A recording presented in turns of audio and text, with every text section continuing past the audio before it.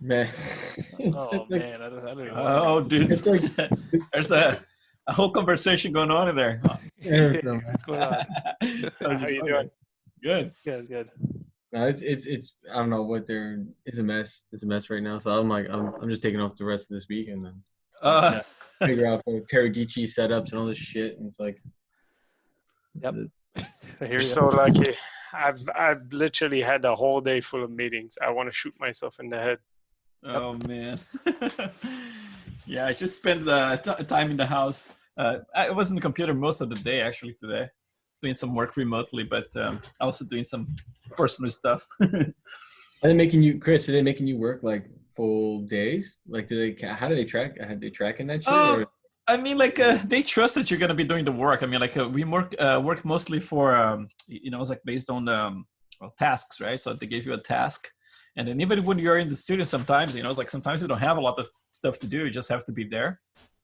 But yeah, as long as I'm fulfilling, whatever they are, asking me to do, they're fine with that. So I don't know, man. Like it's a weird time, right? Like I don't know how many of us are gonna end up like losing their jobs because of the productivity or whatever. I don't know. I think it's like people on contracts are. I think they're super worried. All the Yeah. people on contracts are super worried. Yeah, yeah. All right, guys, let's start this party here. I'm glad to see you guys here. Let's see, share the screen. So I was doing some renders today, obviously, and poking around that model. What I did here, actually, since we don't have a reference scene, right? Like I didn't photograph a person in this HDRI environments with with some spheres to actually compare or anything like that. But I added in here a white, a gray, and a chrome sphere. So at least like for me to have a reference of when things go too overexposed and like too underexposed. So I kind of like try to keep like it's like around the same values in there, but just for my own reference. And I'm keeping like basically like trying to do like more and more renders using different environments to see what I get. This one probably it's like very, very yellow, right? Like the skin is going very yellow, but the environment has a lot of yellow because of the sun so strong in there. This one looks a little bit more natural. So kind of like trying to go like through all of them again, it's like doing some more tweaks in the skin shader. And then, so at this point I have this lady as it stands around here, but then I got curious about the whole thing about like bringing the model back to Photoshop, right? Because in my previous computer, I had a profile in Photoshop that I just had to switch to ACES, and you would get like a result that was kind of similar to what I was seeing like in Maya, but not like one-to-one, but very similar. But here in this new computer, I for some reason I don't have a profile like that. I'm gonna have to figure it out what's going on. But I found something curious here. I don't know if you guys ever noticed this. I found this website here, which is kind of cool. By accident, it's like I was just looking for stuff, and then I saw there is one this website with this tool in here that's for cameras, basically. Like if you're working with cameras like Canon, Sony, whatever, they have some profiles here for exporting things and converting to ACES. So basically, like the output gamma, you can actually match the display or HDR display. So you're gonna see like it changes in there, right? So basically, like it does it in real time. And then the output, I'm putting Adobe here. Some people are going to use like the Rec 709. So maybe I can try that one next to see what happens. Let's try this one just to try it. And then we have like two different ACES here. So ACES AP1, AP0. I don't know exactly what it does. So I'm just poking with those values in here.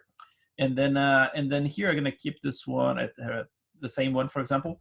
And then what's cool about this is that you can generate like a cube files straight away from it. And even from this website, you can actually save the settings. So for example, like in the settings, you can just say save settings, right? And then it's gonna save it to your hard drive. And then anytime you come to this website, you can actually load them again and just like keep tweaking them. And then you can generate a file here, like, so basically like a cube file, which is like a LUT, right? Like it's a color profile for it. So it's just gonna save this one, for example. And then if I go here and I open it, let's just rename it. Let's see, AP, let's try B, something like that. So what I'm gonna do here, I'm gonna copy this Actually gonna copy to, let's see, let me open here for you guys to see. So I'm gonna copy that file I just saved into this ACES config, and I create this little folder in here called cubes, and I'm just saving some of those to test, you know. And so basically, like, those are profiles, like cube files. And then what happens is that if I bring this, I mean, like, if I'm gonna keep this one as a reference. Let's see, maybe like just reduce the size of my screen here so you can see the background. So this is Maya, and then I have Photoshop in the background. Let's just keep this one in here. And then, I mean, like, you don't have like a formula to do like a perfect translation. You know, like if you're working with editing softwares like a Premiere or something like that, and, you know, it's like some other more professional solutions. They have like some tools or profiles that actually convert, and you can actually get almost like one-to-one. But with Photoshop, I tried like plugins, I tried all kinds of stuff. I could not find it. So I normally do by approximation, you know. So if I go to Photoshop in here, the test I was doing, that render turned out to look like this. Very pale, right? Like in the, you know, it doesn't look anything like the render I have in Arnold, right? Let me just move this around here. So very different, right? So my intention here is to actually try to create some kind of approximation to, you know, to get things a little bit closer to that. So I tried to experiment with that LUT file. And what I did was this. So basically, like, this was after some adjustments I did, right? So we get like fairly close to what we had before. Something like that, but not, yeah, I mean, I need some more contrast and stuff, but like, I mean, like kind of like a ballpark, I can actually adjust some more. But the thing is, like, if I have this file that I just brought, it's EXR exported out of the render view and in Arnold. First thing I have to do, because I'm using this plugin in here, it's called Alien Skin, the one I think I mentioned to you guys before, Exposure 4. And it has a lot of controls in there. And there's one that's, you can actually introduce some LUT. This is the plugin I tried before. It didn't quite work for me, right? So in order to use this guy here, you have to have like a, I don't think it's gonna work. Oh, it actually worked. Oh, that's because I already converted. Yeah, it's a 16-bit, it has to be 16-bit. So basically, like, if you brought it here from Maya, it's probably 32, so you have to convert it. Let's just open all the way here. So it basically comes like this. So this is a 32-bit, right? So you convert, so mode, you're gonna go to 16-bit, and then it's gonna give you a couple of options. The first one in here, local adaptation, is crap. So to preserve everything as it came straight from Maya, just put like exposure and gamma, and that's it. So it's 16 now. So if I go to my Alien Skin, this is just like my experimentation, just to share with you guys here.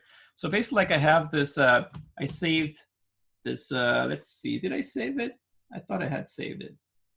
Maybe I saved under a different file here for some reason. New preset. Yeah, that's the one I'm using. So yeah, new preset. So this one here basically is kind of like an approximation. You can see I play with some of those values here just to get closer to that. But the main thing here that I used is this. So if you go scroll down all the way here, there is I'm gonna reset it so you can see exactly how it came from the render, right?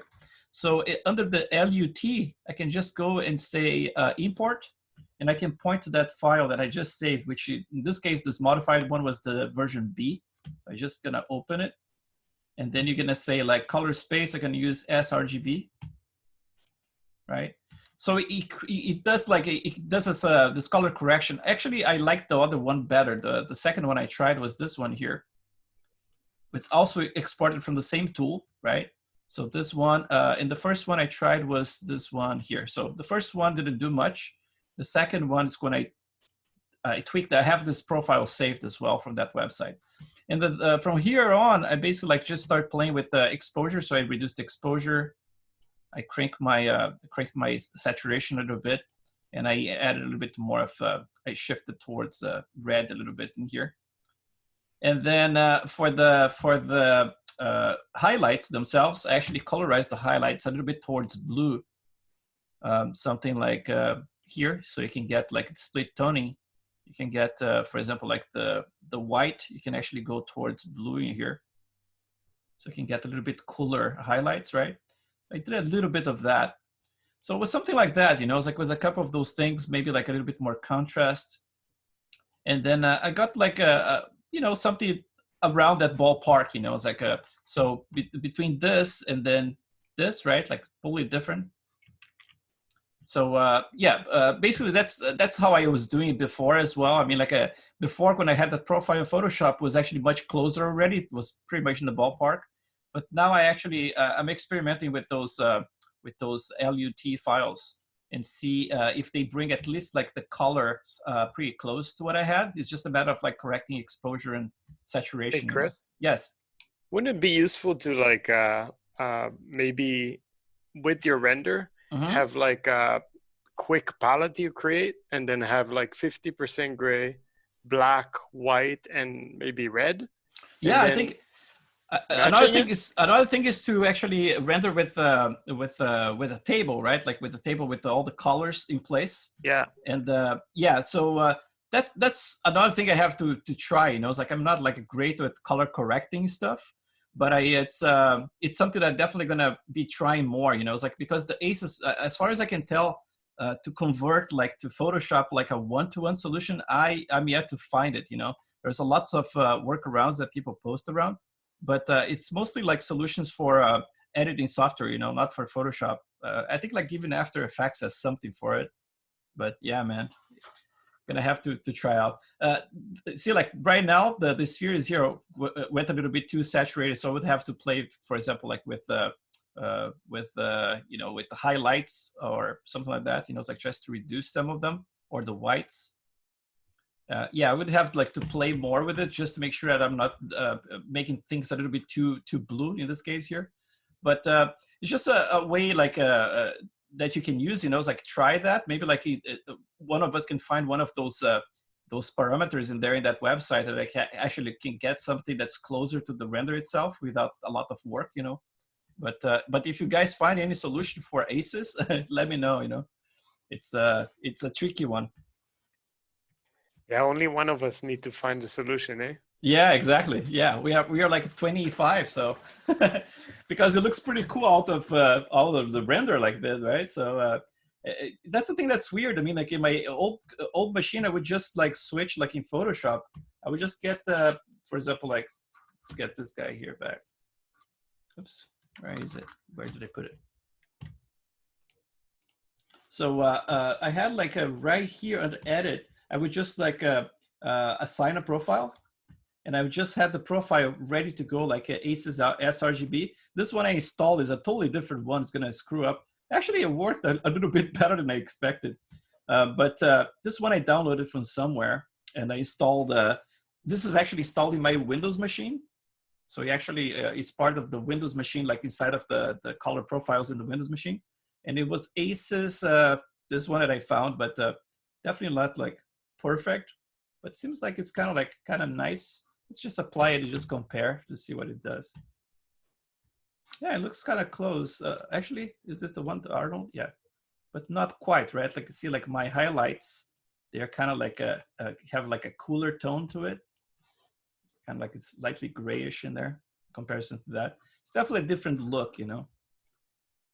But yeah, I'm gonna have to find out what's going on. See, like this sphere in here, like there's some clipping happening there, like it's kind of super white in the middle. And this one is like, it has a nice little tone in there. But yeah, one of us is gonna have to find it. Otherwise, I'm gonna keep doing what I do, which is basically like color correct stuff, you know, by eye, you know, without the, yep. So today, what we're gonna be talking about is, it's some of those additional maps, right? Yesterday we covered like the eyes we were talking about. I did some tweaks in here. I can show you what I did with the eyes to create a little bit of that effect in there, which is like there's a name for it. It's called Arcus Senilis, something like that. And then it's like this. You know, it's like she has that kind of like I thought it was a cataract, right? But cataract is actually in the middle. This is kind of like right at the edge. So this is basically the name for it. And there's a bunch of them. It looks pretty creepy. It's kind of like slightly bluish like that. And most of them preserve that little dark line around it. It gets a little milky, you know. So I'm not using anything like in the refraction itself, but I think you can do something with the refraction to make the refraction milky as well. But I'm just using the transparency tweak to tweak this, which is basically right here. So let's see what I have so far. Let's get my Maya back to place right there. And then so if I look at this girl here, so basically what I have, let's just do like a real time render or close to that. So let's see, turn this off. Let's do a render here. Actually, from this angle, let's do let's get to this one, perspective one. Oops.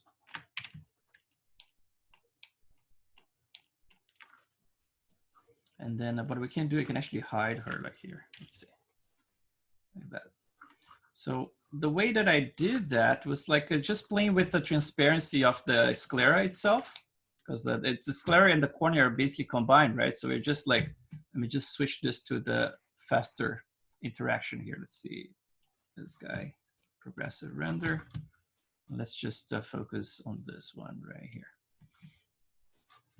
So basically, if you look at the shader, it looks like this. Let's click that one. And then under the transparency, the transmission, right? So I'm gonna click that one. And then remember I had a curve that was just like going from here to create a transparency, right? So what I did, I actually introduced this spiking here. So if I go lower, it's gonna go transparent like that, right? If I go higher, it gets more and more solid. And sometimes it gets too solid. So I kind of like found like a sweet spot in here. And then also a sweet spot to prevent from going to fade like too much like that. You know, it's like it's faded too much. So it creates like this huge halo.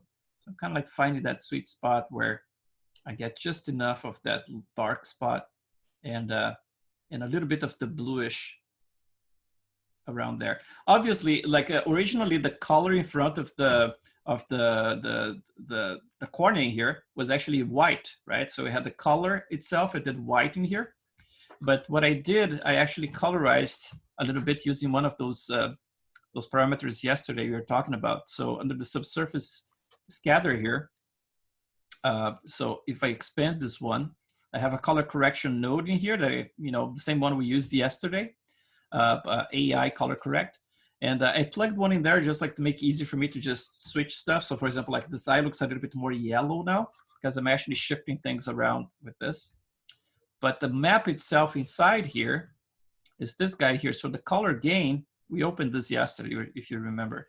So remember, like I had like a kind of like a gray and black or gray and white in here. So basically like this area here corresponds like to the inside. So basically like it's gonna be the iris area. And then it goes like with a circular gradient, it goes towards white, towards around there, right? So if I click this guy here and I shift like to a very crappy color, for example, let's do like a super intense red in here. So you see basically like it's coloring that, that halo in there because the transparency is eating that whole chunk right in the middle and then ramping up. So less transparent and then transparent again. So it ramps right here, right? But then in this case here, just make sure I get a little bit more of blue in there. I actually used a little blue, but you have to go like very, very kind of like a subtle with it. Otherwise it looks like too blue, right? And like something like that. But then there's a parameter actually in the transmission that I believe you can make things a little bit milkier as well. But I'm not very familiar with it. I mean, like I think I used one time, but I'm not gonna play with it just now, but later gonna do some research and I can pass the info to you guys. But I believe is, so under transmission, it's probably like one of those, like it's either the scattering or it's one of those. Let's see, if I just crank this scatter here, let's see what happens. Did it do anything?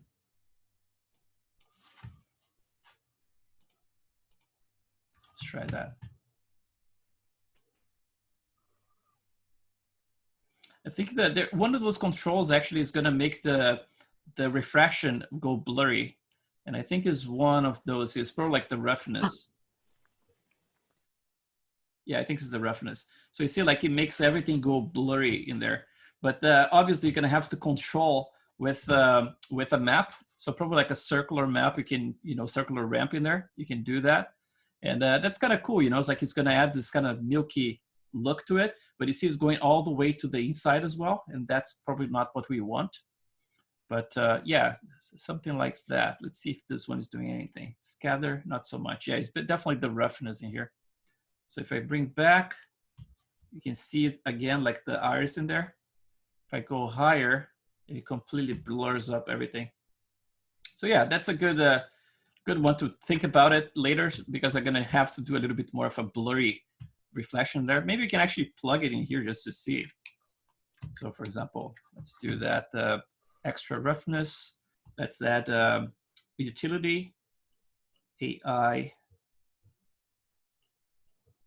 ramp RGB, no, a float. So AI ramp float, and that's gonna be circular.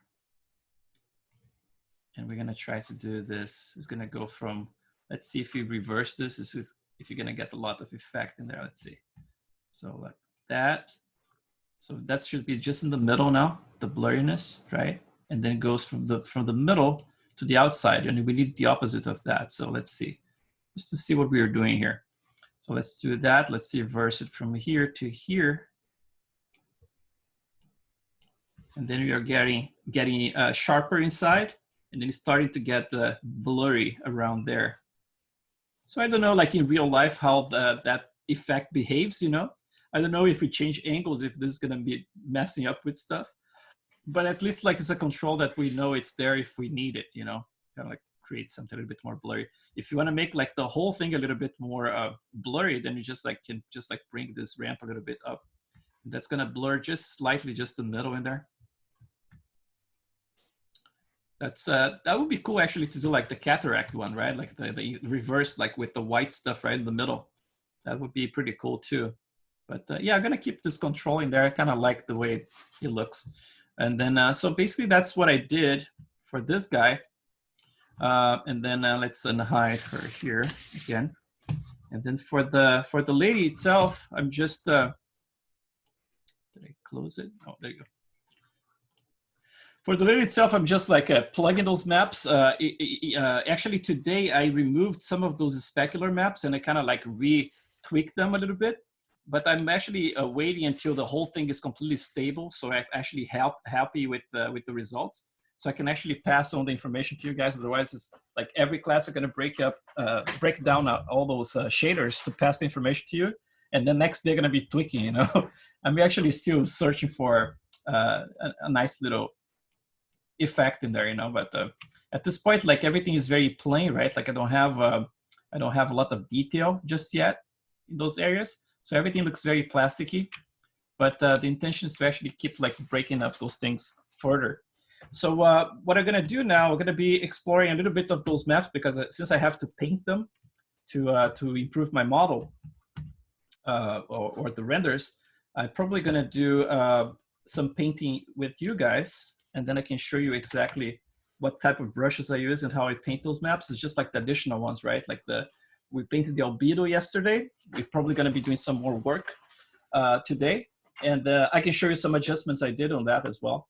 And the other thing is to color correct, not color correct, but like tweak the specular map and the roughness map. So there is a roughness map I added as well.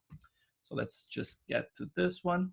And I'm going to use this as a test bench basically, because it's kind of like the light is fairly neutral. I mean, like I have this one here I can show you. So this is the lookout. Let's see, hide that one. I have this studio light here, which is fairly, it's like neutral. And I can actually see the highlights a little bit easier as well. This is pretty much like spot on from the sides. So this one is not going to give you a lot of dramatic like shadows from underneath the eyes, which would be cool if I had. Maybe I can do that tweak again since I did and then I removed it. I was just trying to match some reference I was looking. So I'm going to just bring those ones up slightly so I can get a little bit more shadow underneath the eyebrows. Very slightly. Let's try that. So yeah, but kind of back and forth using a very neutral lighting setup like this, like 3 lights. So basically like 3 lights. So the back light and the side lights. And also I put a bounce underneath. Uh-oh, don't crash. No, okay, there you go. So I put a bounce in here. So this is another area light. And then I just put like a very low intensity for it. So this one is like 2 for intensity. And then those guys probably like this one is at around 2 as well for the back, but it's just a huge one. And then this one is at 30 and this one is at 30. But because I'm not using the normalize, so that means that it's dependent on the distance, right? Like if I go a little bit more distant, everything's gonna fade a little bit more, right? But I'm using this one just to see the effect of the highlights. So basically like if my specular is too high, for example, it's expected at this point because I don't have a lot of breakup in the surface in those areas, right?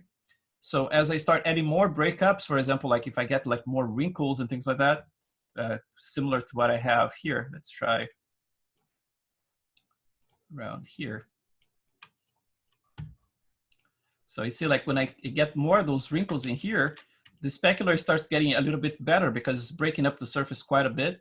I have my bump in here, that one we are controlling, but I don't have enough like detail yet in the model itself, you know. Then it's going to be really hard to actually control that without having something actually to be able to do it.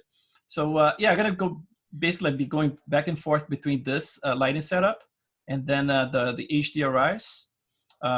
You know, it's like a couple of them I prefer, but you know, just like testing things at this point and trying to find like a, you know, it's like a nice balance because the color of the skin is so tricky, you know. It's like sometimes I think it's a little bit more yellow, sometimes it looks a little bit more you know, it's like a little bit more you know, looks kind of like warmer in yellow, but at the same time seems like there's some bounce coming here. It's hard to tell, you know. It's like what's actually part of her, you know. It's like if this yellow around here is part of her, or if this is kind of like part of you know, it's like a kind of like a bounce in the environment or something, you know, because it seems like there's some tint in other places in here, but very hard to tell. Yeah, so at this point here, my specular, as you can tell, it's very strong around here, right? And it's a little bit too specky, right? So I'm going to be doing some tweaking in those maps to try to calibrate that a little bit better, and you guys can see the process. You know, it's basically like just doing renders and then going back and forth. I had planned for today, actually, like the last class, because people requested, I spoke about teeth, you know. I don't think my teeth is like, the shader is great. Some of my students are doing a better job, actually. They put more time than I did. But I can go over that if you guys want to check it out. But, you know, I was thinking about like it would be more important to actually show this, those other maps, so you guys can actually play with them during the weekend. You know, it's like have everything assembled. We have the eyes now, the albedo we're going to be talking a bit more, and then the other stuff as well. You know, so my albedo at this point looks like this. Still not quite like close to finished or anything like that, but I shifted the colors quite a bit. The first thing I did was to actually try one thing. Remember we were talking about before when you paint something inside of HD. If you go outside of HD and start like tweaking things, sometimes when you go to HD, the colors look all messed up. I tried to do that here and I could not reproduce it, you know. So basically like I repainted this whole thing here outside of HD at 1.1 million polygons. And if you remember, I had like some of those little liver spots in here, which you cannot see very much right there, but I painted in HD if you remember. And after I painted everything in here, I went to HD for a preview like that. And surprisingly, they're still in place, you know. So let's take a look.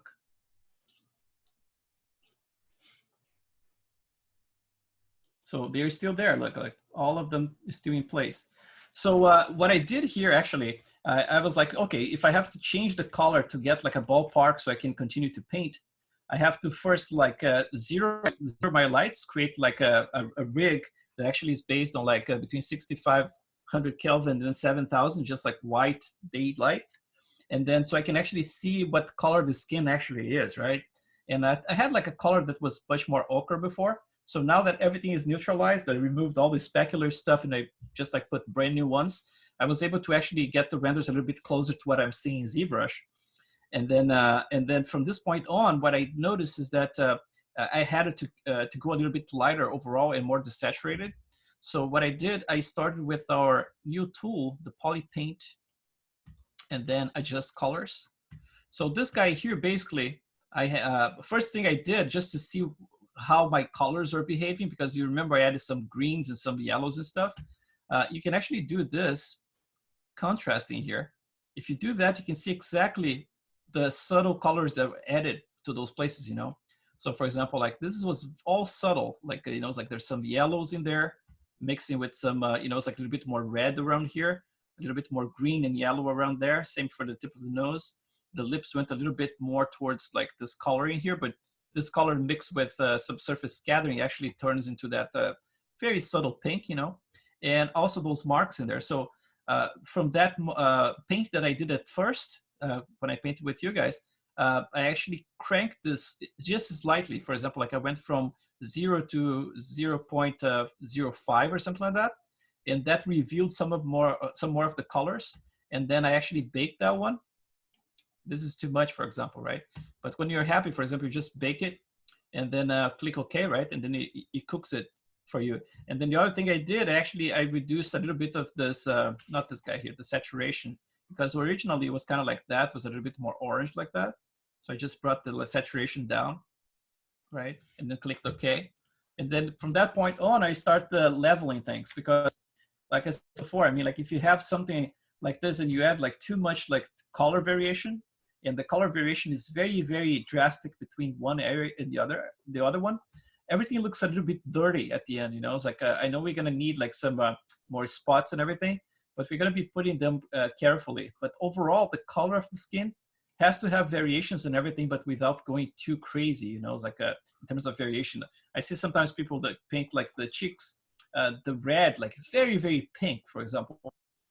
And then it gets a little wacky, you know. It's like, it looks like it has some kind of weird makeup. So you see like the way I added my pink in here was very, very subtle. In relation to the colors around it, it almost blends completely, right? So it's very important to keep things very subtle. I added a little bit more of like yellow around this area here in the cartilage, just to make sure that that's a little difference in there. And I kept a little bit of that yellow in the tip of the nose. We're gonna have to do those lines a little bit stronger. It's kind of like I don't know if it's a tattoo or if it's just like some paint makeup. So that's what I have for now in terms of the color of the skin itself. If you just switch to the shader, it basically cannot tell that much, right? The lips go very, very pale. And then basically like the render, it's kind of looking like that, right? It might be a little bit too pink. I might reduce that a little bit. And if I try to reduce something in ZBrush, my intention is always to try to blend with any surrounding area. So I borrow those colors, for example, from here. So I would sample the color around here and would use like a RGB intensity of 1 and go very, very subtle over it a couple of times until it kind of levels a little bit to that, but without losing the underlying color, right? So that's an important one to do. But in terms of like the amount of spec, is definitely like very, very specky across the board. So here's kind of like a crossroad for me, right? Because either I stop being lazy and start detailing this lady for good, right? Like having enough breakup everywhere. So naturally, all this specular is going to go down.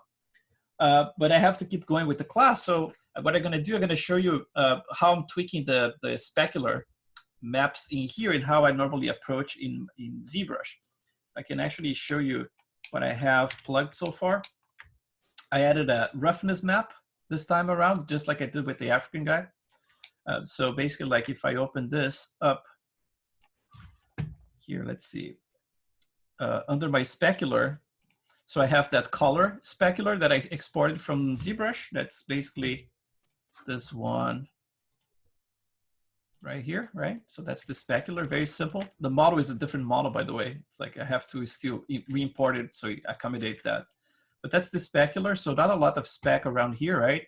I probably could use a little bit more contrast between those areas because everything is kind of like the same amount of spec everywhere. right? That's one of my problems in there. And then the other map I'm using is this bump height, right? So using this one here to just control how much bump we get in certain areas. The darker it is, less bump. So that naturally breaks up the surface.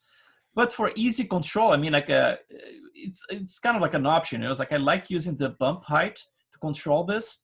But in some cases, it's easier to control, for example, like an area like the lips. If you want to get a little bit more roughness in there, you know, instead of like super shiny, it's easier to control with the roughness map, you know. So I painted this one. It's very similar to the bump height map. I just removed some of, you know, it's like of the specky aspects in there, and I kind of like turned a little bit more, you know, it's a little bit darker in there, so it's not too specky. Kind of, it's gonna go. Actually, this goes a little bit shinier, and then what's white gets a little bit rougher, right? So I might have to go a little rougher with this map here, for example, for the lips. But let's take a look at first. Let's evaluate this whole thing here.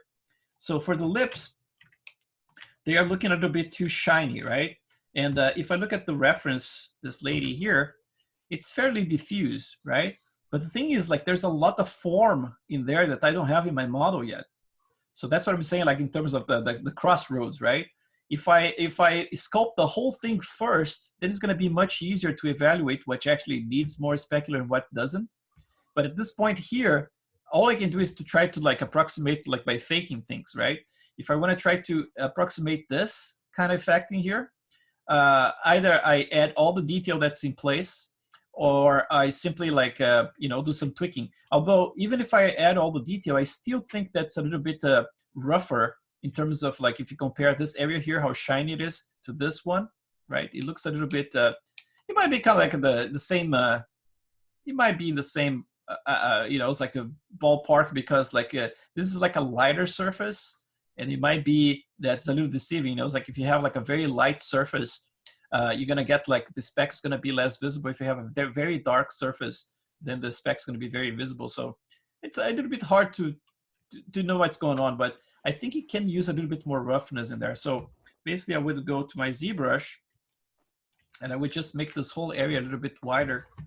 So basically like I just use a regular standard brush with no alpha, and then the RGB I just put at 1, so very, very subtle.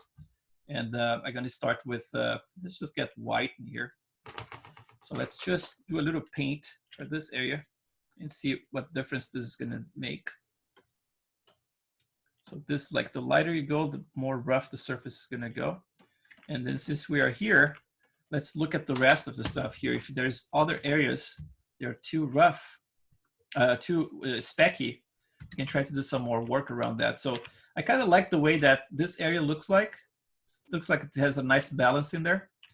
The nose could go maybe like, actually definitely around here, I can go a little bit more rough because there's a lot of speck happening. This looks quite good. I mean, like after I add the breakups and everything, it's gonna look good. And then, so I would just like remove some of this speck from this area here by making things a little bit rougher.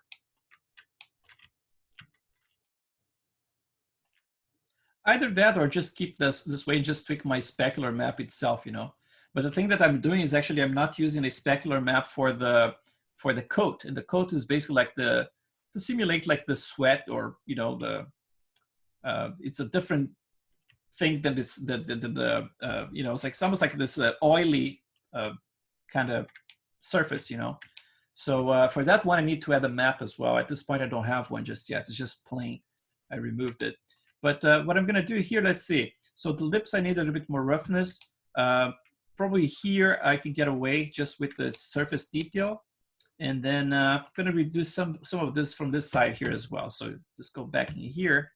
Let's reduce this. Let's sort of make a little bit wider here. Something like that. I'm gonna keep like a little shinier in the forehead, right? Just because of the sweat in there and all that stuff. Make it a little bit rougher around here as well, and shiny around there. So maybe a little bit rougher here. It's very wet inside of our nose. I might change that at some point, but at this point looks okay. It's a little bit less here too. maybe a little bit too shiny inside of the ear. It's the kind of stuff like at this point here, we're going to start, you know, it's like doing lots of render tests and seeing what's missing and just incorporate it. So this one here is just the roughness map. So let's just export this one. Everything is very rough around here, so she doesn't have a lot of spec happening. I'm gonna give her a little life in there by just, you know, painting a little bit darker. So at least she gets a little bit of spec, or more spec than she had before. Otherwise, it's gonna look like completely plain. It's very, very simple map, you know. It's like this kind of map here, you don't need like a super high resolution. You can get away like probably like 2K maps. So let's try that. Let's export this one. And then I'm gonna just change the name from roughness. Let's try, I don't even know what's the number at this point, roughness 20. And then I'm gonna go to plugin, texture from Polypaint. You're gonna switch to 2K. And then export options. You don't need a, you know, switch morph target or anything. And this should export fairly fast. So let's try source images, roughness 20. Okay. That should take just a few seconds. That's one map. It's 2, 3, 4, and the last one, 5. There you go. Okay, that's 23 seconds. Okay, so let's save this lady here, store snapshot, and then let's switch her roughness map. So under specular, so roughness right there. There's a little tweak in the map as well because I've always poke around stuff. And then sometimes I do a lot of like tweaking here. For example, that color corrective node that I added yesterday, telling you guys, you know, it's like, oh, I'm gonna be reducing this because I have to compensate for the subsurface scattering and all this stuff, right? But then once I have that kind of like a ballpark, I try to kind of like migrate some of those changes back to ZBrush. And at this point, that node is not even doing that much. You know, it's like, it's kind of like, I kind of like level everything. I rather have the control like in ZBrush and then, you know, instead of like trying to guess what's happening, but at least I still have the node in there in case I need to make things a little darker, you know, have a little bit more control. But let's go to my, this guy here. Let's get roughness right there. And then there's a tweaking here that I did in the color balance. I'm actually bringing down that map quite a lot. So like it starts with like a 0 in here. So let's just get an area like this that we just tweaked.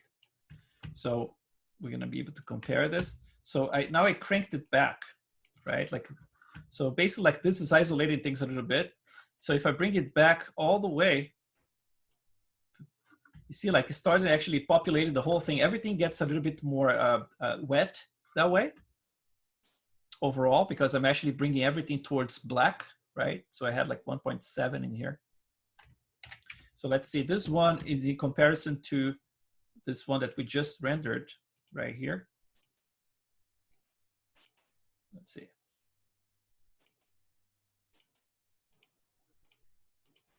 Yeah, he had a little bit of, you know, maybe we can see a little bit more on that one. Let's try around here.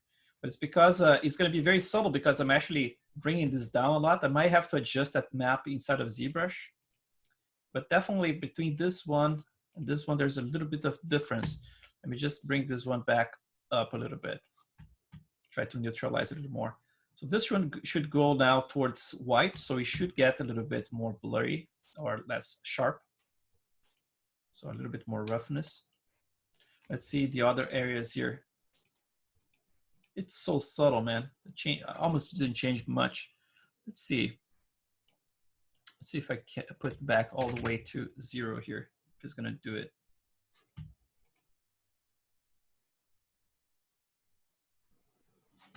Let's test this further. So let's bring all the way to white.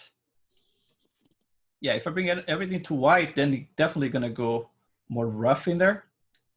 So it definitely we're gonna need more contrast in that map. You know, at this point, like seems like the colors are not separated enough. At this point here, if I bring everything towards white, you see like I got the effect I wanted in there. So reduce that and that, right? Brought more towards this. And I need this just for those areas. So that means like our maps are still too close. You know, it's like the colors are too close. So what we can try to do, and this is gonna be always like trial and error, just like evaluating here and going back to ZBrush. But what we can try to do is use again this, let's try this. Let's go to our polypaint and then adjust colors. And let's try like, let's see, maybe like contrast, something like that. So we can go like really different colors. See if the gamma here does anything. Yeah, try to separate those colors a little bit further. Maybe too much right there. So between this and this, at least we're gonna be able to see, I think the roughness is gonna be different, you know, it's like those areas gonna look a little bit different. I might have still like to add some more in there, you know, more white around that area, maybe the lips, but let's try with this map here. Let's see if we have something like that, if that helps with not having to cheat too much in Maya, you know. So let's see, go to plugin again. Roughness 21. Let's export this one again. Create all maps. 21. Okay, so it's processing in there. So this guy here, right now I actually reset everything to 0. So at least like we have, it's not very different actually. Bringing it down was actually adding a little bit more of a wetness to it, but not by much. So I'm gonna keep it 0. And I think the best approach is to actually do what I did, just like tweaking ZBrush, you know? So at least we have a better control of what's happening here. So let's see, it just exported all of them. Let's open this one. Let's see. Yeah, it definitely added a little bit. Still very subtle, but it definitely added some. So for the roughness, I have to be careful because I want to make sure that I have enough shininess in the tip of the nose, but I need to reduce those other areas. So although I can play with those adjustments in here, I have to make sure that I don't go too far from that, you know. Let's just crank it a little bit in here because I think I still have plenty of, oh, there's another thing here. Look at this. There's this color offset that I was using. So the color offset, if I crank it in here, it's going to go much more diffuse as well, right? It's going to be more rough because it's introducing more white to it. But let's keep that one quiet and just play with the exposure itself. Because I still have a lot of blacks in there, I might be able to separate things further using this slide here. Or just go back to ZBrush and just crank things a little bit further. But I think this one here is already giving me a result like similar to what I was expecting. So a little bit blurrier in there here as well. Still a little bit in the nose, but I would go, oh, actually it's not bad. Look at that. The nose almost preserved almost everything I had. It went down a little bit, but definitely the lips around here and that corner in there definitely improved. So yeah, it's a matter of like really separating those colors, you know, it's like the whites and blacks. And you can try that with a combination of things in here. I mean, I'm using like alpha as luminance, but let's see, for example, if I bring this down, if it's actually affecting it or not. I think it's actually not affecting. Oh, actually it is. Let's see. Down is going pretty shiny. Okay. And this one up. Yep. Going blurry again. I'm gonna keep default. I mean, like I keep poking with those values and then at some point it doesn't make a lot of sense anymore. So I'm gonna keep like everything vanilla here. And then just like maybe just exposure gonna be playing with just to be safe, you know, because you can definitely use like offsets. You can use negative numbers in here and everything and really try to distance the white from black a little bit further. But I think at this point here, I actually like the look of it. You know, it's like it's gonna get enough, you know, speck in the tip of the nose without going too crazy around this area and the lips. So around there, it looks pretty good actually.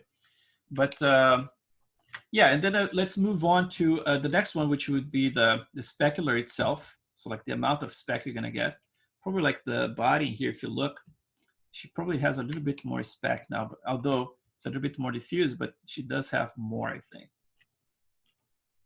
It's gonna be hard to see. well, let's pay attention to the face for now. And then, so forehead, I think forehead actually looks pretty okay for what we had, like in the picture.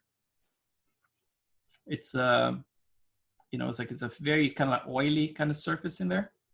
And the nose, I might actually reduce some of the shininess from this area here and bring it down to more like towards the tip.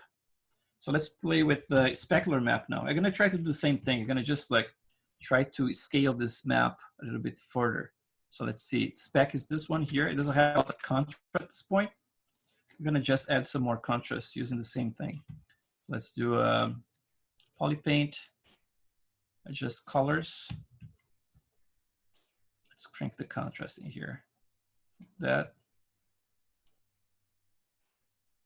Oh, look at that saturation, man. I'm gonna desaturate everything. Let's see, gamma.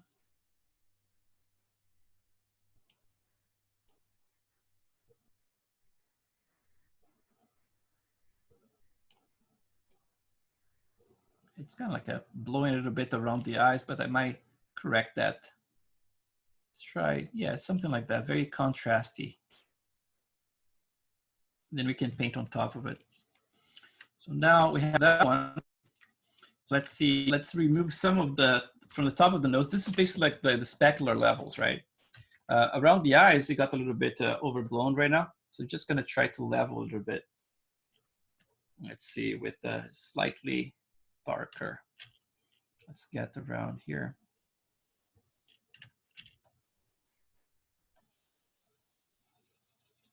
I'm using like a very low intensity. Let's try a little bit higher. Oops.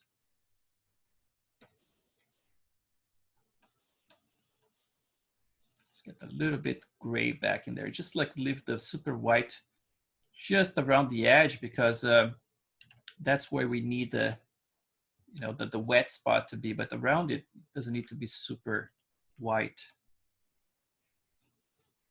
And then here, we're gonna just remove this. I'm gonna do with my brush that I was showing you guys yesterday or the day before, the skin color one, which is basically just the stroke, you know, with spray. What I did differently, I plugged this alpha here, which is this, this guy here, right? This little alpha here. And I tweaked it. I actually tweaked the contrast in here and also added some blur to it. And I made it very spiky in here. So instead of like being a big brush, it actually became like very small. So if I make like a very dark in here so you can see it, it looks like this. Oh, it sucks that every time I change to full black, the shader gets in trouble. So let's go a little bit less than that. So you see like it looks like this now. So for things like painting the skin, this actually was working fairly nicely. But in this case, you're gonna just use like a regular, like round one, something like that, right? If you go like, I mean, like if you have a spray plugged to it, remember like I'm using a very low flow and no color, right? Because we don't want to introduce like a mix of those colors. And, but if you change this, for example, like I'm using like a very small alpha, if you go even smaller, all this stuff changes a lot, right? Like the spray changed a lot. This one, for example, is great for like stubble, right? You can paint some fake stubble in there like that. But if you go higher, then it changes like the look of it completely as well. I would try not to go too crazy with it in terms of like too much variation, because it looks very weird sometimes. Like in the things have to blend a little bit better, you know. It's like, so the patterns have to look bigger and a little bit softer between them instead of something very specky. The other thing to pay attention here is the alpha that I'm using is basically like is being corrected by that, you know, curve that I just showed you guys. So if I switch it, then now it's a different thing. Let's go back to the flow at 0.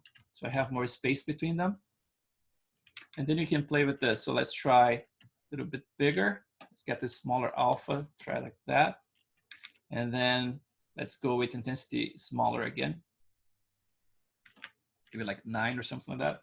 And like I said yesterday, I mean, like the same approach I used for painting the skin color or the day before is basically the same I'm going to be using here. So you start with a very low intensity and a very big brush, right? So you're going to do like this major forms like that. And then you're going to go smaller and smaller and higher with intensity. And then you're gonna start, actually you're gonna have to bring up some white in here. So let's try that just so you can see it. So a little bit smaller and then wider like this. Oops, it's too strong. Let's try 3. This actually adds like a lot of depth, you know, it's like if you do that way. So you do like one pass like this, and then the next one is gonna be a little smaller and a little bit more intensity. So let's go 4 like that.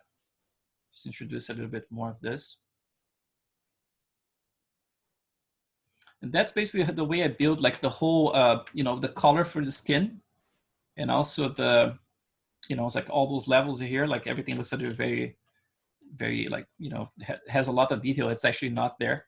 So I reduced the size of the brush right now. I'm doing another pass. So you're gonna see a little bit more speck, but just make sure that you don't make things too contrasted between them, you know.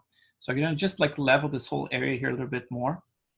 And if I wanna make sure that the colors are similar enough, you can just like sample a similar color around that area.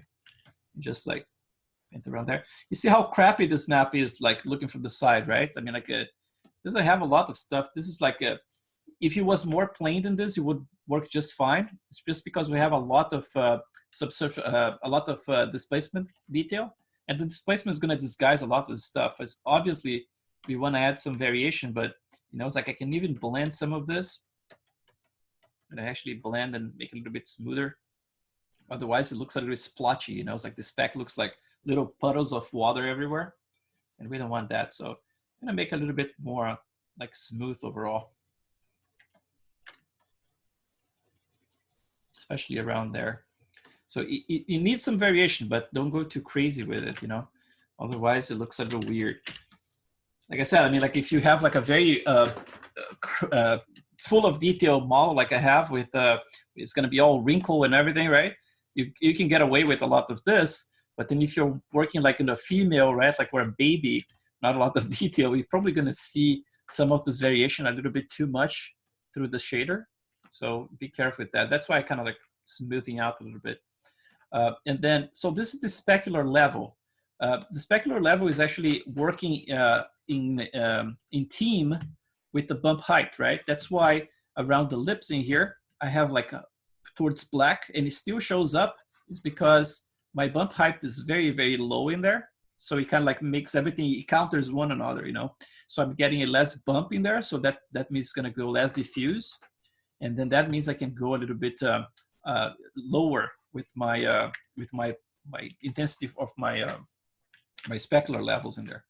So I'm gonna do this area here. I'm gonna make a little bit darker because it was looking too specky in the render. Probably a little bit around here as well. Still a little specky around there. And then I'm gonna add a little bit more specularity, I think, around the tip of the nose. So let's get some white. And then move around here, a little bit towards the side as well. And definitely remove some more from the top right there. Yeah, it's like, that's why it's important to have like a scene you can actually iterate on it. That's why I encourage you guys, like from the get-go, you know, it's like have a scene set up like since the very beginning, exporting like a high-res model instead of like this rely on displacement at first. So you can actually start like studying the model, you know, so what's needed, how the forms look like, you know, it's like there's just so much you can do just like by being inside of ZBrush, you know, it's like imagine if things gonna work or not. But yeah, if you are in Maya, I mean, like you're gonna be doing all the tweaks in the shaders, but when we're in ZBrush, you definitely need to, you know. So yeah, this area here looks a little bit splotchy as well. I'm gonna just try to level this a little bit because she does have more speck around her chin. And it's the thing I was talking about, right? Like the chin is the area I have more detail at this point. So even if I go higher in here, probably like this is gonna still look a little bit subtle because of the detail that I have in there. But then the other areas I don't have a lot of detail, then things start looking a little bit too shiny, right? It looks like plastic. So it's a matter of like, it's a combination of me having to do more detail. That's very important for the model to look like the way I want it to look, and also playing with those maps, you know. But I needed to do this pass here for you guys to see anyway, because it's very, very subtle and very, very simple approach, you know. It's just like a little spray brush, low intensity, and really going to town with this, you know, it's like leveling things a little bit. Looks a little bit weird in there. Gonna do some smoothing as well around there.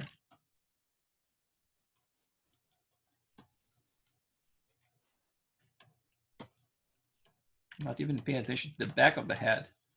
And then the ears, I normally keep it like, I don't put a lot of specular in there. And I think like I need a little bit inside of the ear, because her ears are definitely not getting a lot of spec. And although they have to look a little bit shiny, try not to go too crazy, you know, otherwise they kind of like look very, very plasticky.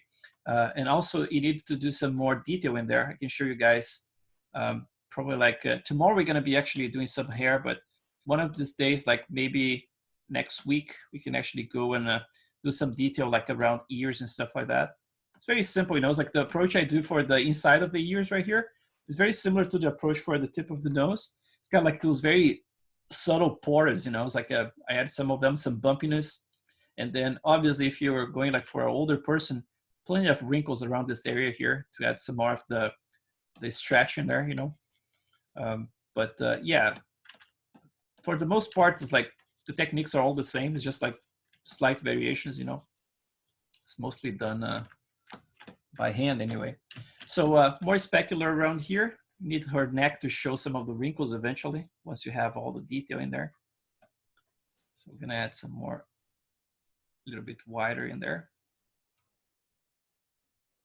Some people like colorizing the specular map, you know. It's like I've seen people using different colors like blue, purple, stuff like that. So I don't know. I tend to use like just plain white, you know, and rely on the displays in the environment itself. So if there's a lot of blue bounce and everything, naturally the specular is going to get a little bit bluer. Yeah, I definitely don't use in the color itself, but I don't know, maybe there's a color for it. Maybe it's actually blue. What do you guys think? Do you think it's a blue spec? I've seen all kinds. And very, very realistic results, right? That's the thing, you know, it's like you see people posting stuff and you see some very incredibly realistic results. But the thing is, like, you never know how that's being accomplished, right? There's a lot of cheating. I mean, like you saw just like the amount of like little color correction nodes and little tricks in here that I use for my maps, right? So, I mean, like if you're a TD, you have to be able to reproduce things easier, right? So we try to keep everything as physically accurate as possible, right? So that's why from time to time, I just pause like the craziness and going, you know, it's like bananas, like just making it work for that specific shot. I was like, no, let's see if I can, you know, do this and actually make something that's reproducible, you know, like with the African guy. It was the first one I actually managed to make it work across like very different lighting setups. And for the most part, it worked, you know. It's kind of like it's a well calibrated model in there, like the textures are, you know, decent point, you know.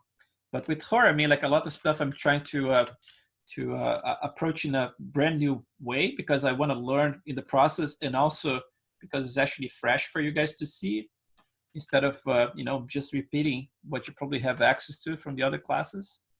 You know, it's like you're gonna see like each one of those classes I approach things is slightly different, and that's because it's me trying different things to make it look better, hopefully, you know, and sometimes shooting myself in the foot in the process, but it's part of it.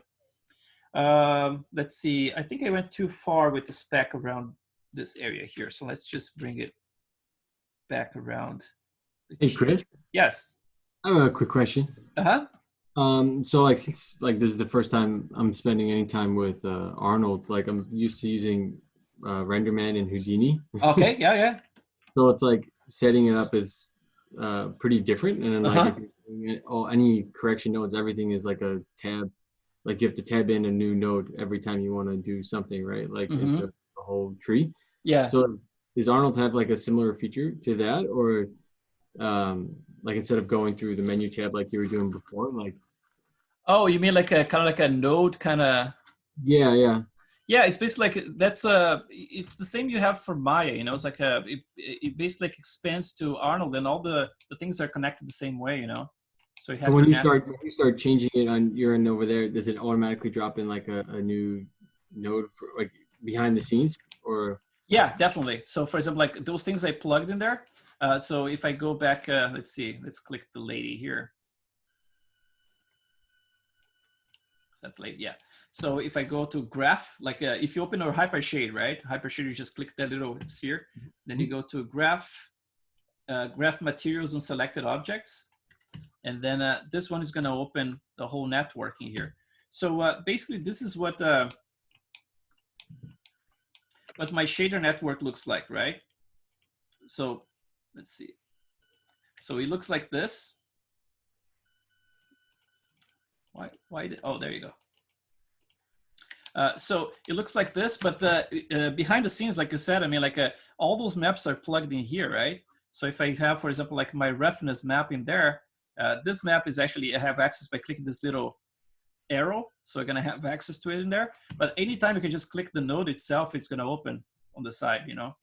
So like that. Yeah, and you don't have to do like the way we have to do through RenderMan and Houdini is like, if say you want to adjust your spec map like you were just doing before, yeah, I'd have to like drop a node in after it, like in the following chain, right, to then go and adjust it. But I guess in my, like you could just adjust it right there in the yeah, pretty much. Yeah, I mean, like if you want to go straight like to the roughness, then yes, you can just click one of those, like and just adjust right there straight away. But I like using like more and more this this utility here, one of those nodes, this color correct, this one here, for a lot of stuff, you know, because it's much easier to control things. I mean, like you have access to gamma, hue shift, and you see, like this is the one I started yesterday, and I had lots of stuff I was tweaking here. Now it's all basically like all default. It's there just as a placeholder, because if I want to do something like make her whole skin a little darker, just bring the gamma a little bit down, you know, crank the saturation stuff. But yeah, definitely like all the nodes are pretty much like available to one click. I'm the one who actually like to go through the main shader and just click stuff. But yeah, I was it's just what you were saying about like making it like easily like replicable, right? Like for like if you have to pass it off to somebody else. Oh, like, sure, yeah. Yeah, I know at work it's like when sometimes you open somebody's scene and there's like 1,000 nodes, and then really it's only doing something you can do in like one or two, so then it gets a bit messy, right? Or it's something behind the scenes. Like, no, it is. I mean, like everything you're seeing there, that's all I have plugged. Is like it's a very, very simple shader network so far, you know. But definitely, like everything you're seeing here, that's what I have plugged in the shader. That's all. Cool. So yeah, no, it's good to know that it's similar setup where you can drop in like color correct things through the node. Like, yes, definitely. Yeah. I mean, like in anything you can put like any of those modifiers in here in between the color, your maps and then the final shader, right? So the way it works is just the same. I mean, like you're familiar with Arnold in Maya, sorry. Basically, like if you want to use like a ramp or RGB, you just click it. It clicks creates the node in there. So you just like click the output right from here. Let's get this one right here. Oops. Oh, what? Oh, there you go. Why did it work? That's weird. Huh.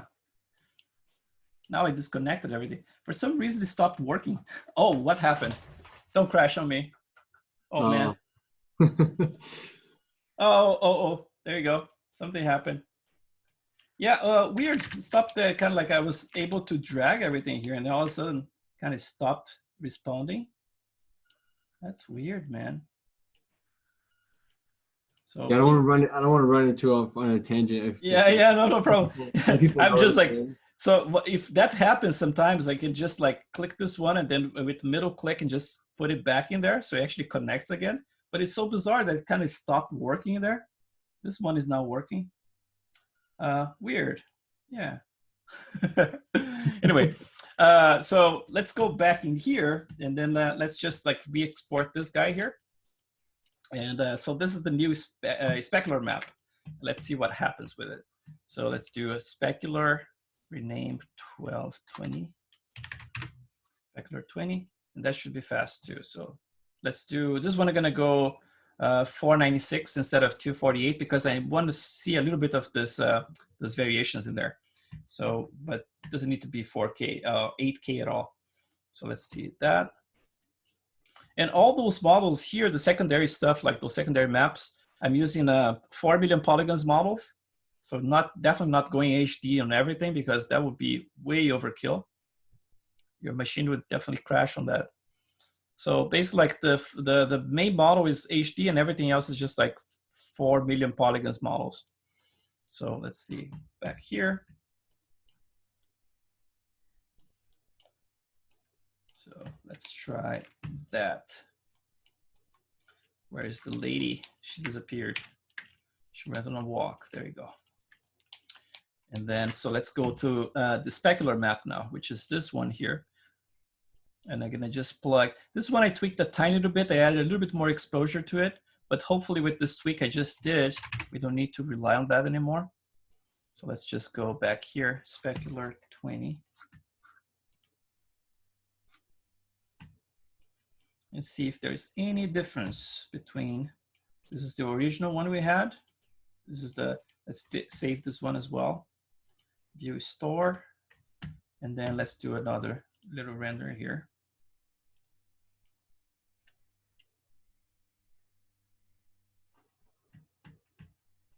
Okay, so that's the one after. This one is like way less specky around here now. The specular is a little bit more concentrated around there. It has the roughness already correcting the lips for us. So that definitely looks better. And this is basically in relation to the old one and then in relation to the previous one. It's very, very subtle. A little bit less speck around here on the sides. Less a little bit on the top in there, but definitely like if my light is coming from the top, it's hard for me to ask too much, right? Like to get the speck like to show more in there. I mean, I can reduce that, but there's a very strong light coming around here. So that's what it is. I mean, let's just switch to a different lighting setup so you can actually see under different environment. So let's see, this is my studio light. It's the neutral one we are using. And then let's get something like the lookout one.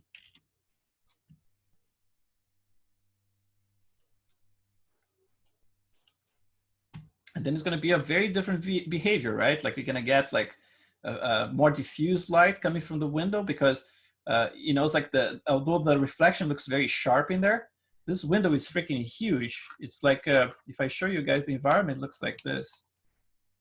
So it's a lot of light coming from all kinds of directions. And that's going to definitely produce like some more diffuse overall effect to the model, right? It's based like what you're seeing, like in terms of the shadows in the environment. If you look down here, nothing is super sharp, you know. There's a lot of light coming from all kinds of directions, right?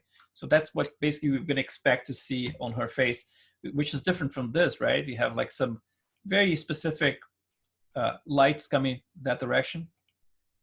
So that's the thing, you know, it's like you're gonna have to be going back and forth to, you know, to be able to evaluate, you know, it's like what's going on. Because if I look at the reference like this, which is like a random reference from the internet, it's hard to tell exactly what's happening. I can try to guess by looking at the eyes, right? Seems like I don't know if it's a door. She's probably like in front of a door or something like that.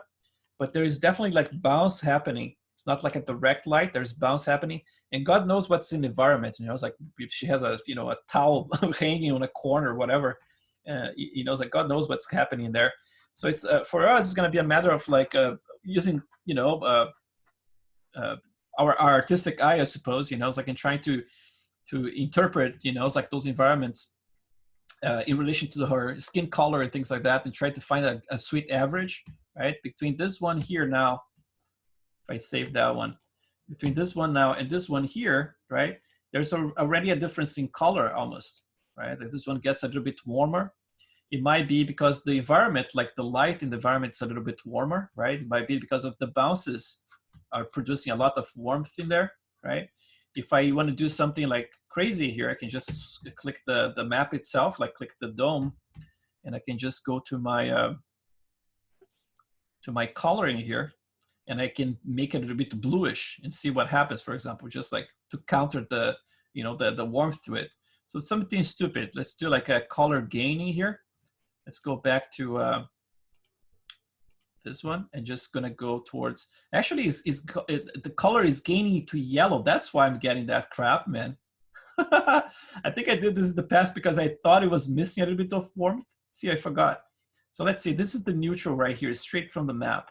So that should be a little bit closer to this. Yeah, closer to this one. Although, yeah, this one actually looks a little bit warmer now than this one. This is definitely getting some cool light from the windows in there. Yeah, that looks a little bit more natural. Actually, I like this one. Surprised that I changed that one, man. It's like kind of stuff like, it's probably like one of those, you know, leftovers from the previous model. Something that I did in there, like I thought it would look cooler if it was, you know, a little bit warmer in there somehow. But yeah, this one actually is one of my favorite ones so far, especially now that the color is a little bit better. You know, because you get the nice balance. I love this environment here. It's called, if you guys want to try it out, it's called Lookout. And I downloaded the 4K version. It's from HDRI Haven. So if you just like search for Lookout in there, that's basically the environment. It's really cool. Looks like this thing. So mammals, look at that. There's a, probably like from a zoo, right? Mammals, Pilanesberg. And then there's a lookout like to the zoo or something. And it's cool because you have like this whole section here that's just like shade in there, you know, all shade. So you can actually see where you want the light to come from, you know. It's like you can get like a light completely frontal hitting her right in the face, or a little bit more dramatic like this, you know. So let's see, let's just save, let's try to save this as a, save the position so I don't lose what I have because I kind of like it. Select camera, actually select this one, and then S to save a, basically like a keyframe. And then now if I go to this guy here, that's saved in there. So I can actually play around and then at least it's saved in there, like basically the position for it, the rotation for it. So if I go here around it, that's the thing about HDRI, is like finding the sweet spot, right? So this one is more frontal. They're gonna get some nice little, you know, it's gonna make her look a little bit more alive, especially like eyes, right? Like that. But then you're gonna get a little bit more dramatic. You can go back. Probably like a little bit more backlight from the side. And you can always use like objects to block, you know, it's like use like a plane or something like that to block certain things. But, and sometimes, I mean, like you can cheat as well, you know, it's like if you want to tweak this, for example, you can potentially, for example, create another dome light with the same light, with the same HDRI plug to it, right? Or a different one, depends on what you want to do. And then you can do this. You can just go to the properties of your HDRI or the dome light, and you can just say like visibility, you can just turn off completely. For example, if I do this now, so it's going to disappear. So it's going to be completely black in the background.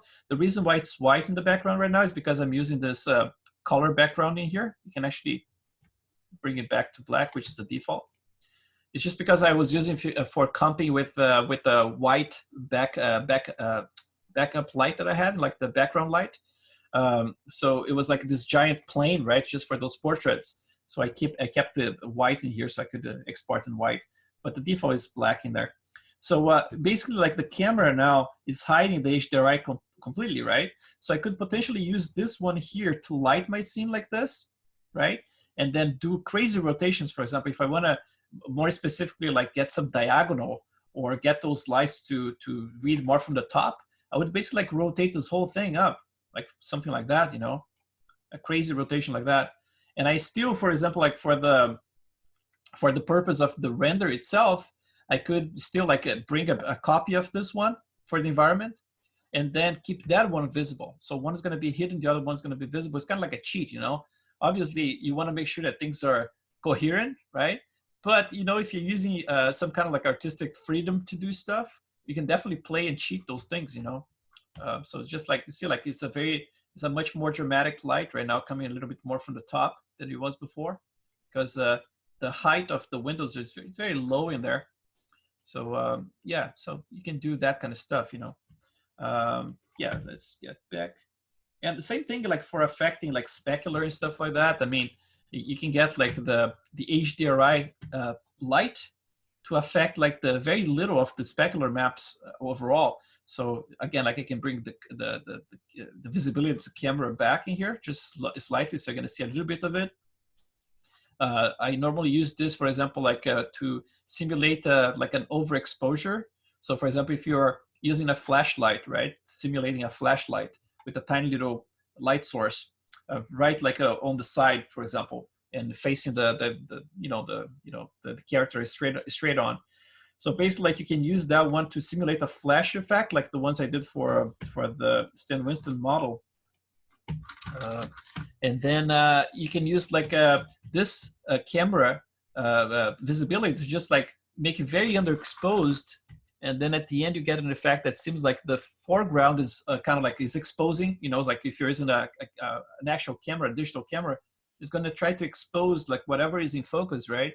And then everything else, sometimes it gets underexposed. That's what you get like with like a macro photography, or you know, portrait with like with a flashlight and stuff like that. So that's basically what I got for this guy here. Let's see. That's all it is. So basically, let's get this guy right there, right? So for this guy here, that's basically what I did, right? So like the background is completely underexposed. It's just an HDRI map. And then I added like a flashlight, which is basically like it's just a tiny little light, kind of like a round area light. And it's kind of like slightly offset from the camera. So I kind of rig to the camera, I use the constraint. So anywhere the camera goes, that little flashlight follows it. And then it's very easy to kind of simulate this kind of realistic render, you know, it's like because it gives like some nice sharp reflections and really reveals pores and stuff like that, you know. And then to create the impression that this is kind of like the focus of the you know, the paparazzi shot or whatever, then I just underexpose the background, you know, which is basically what we are doing here now. And the same way you can actually underexpose, like, let's say like the specular, right? Just like bring the specular down completely. So that means that it's going to affect everything but the specular. So you can get, for example, sometimes you want to compensate things, you know, it's like you want to, for example, like an area light to be the main source of specular. And then maybe like the environment light, you don't want a lot of speck coming out of it. So basically, like you see, like it completely killed, not even the eyes at this point, right?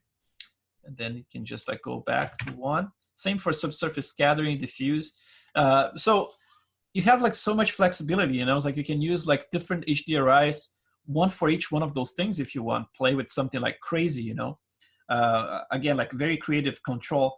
And also use area lights, you know, so you have a lot of room for it.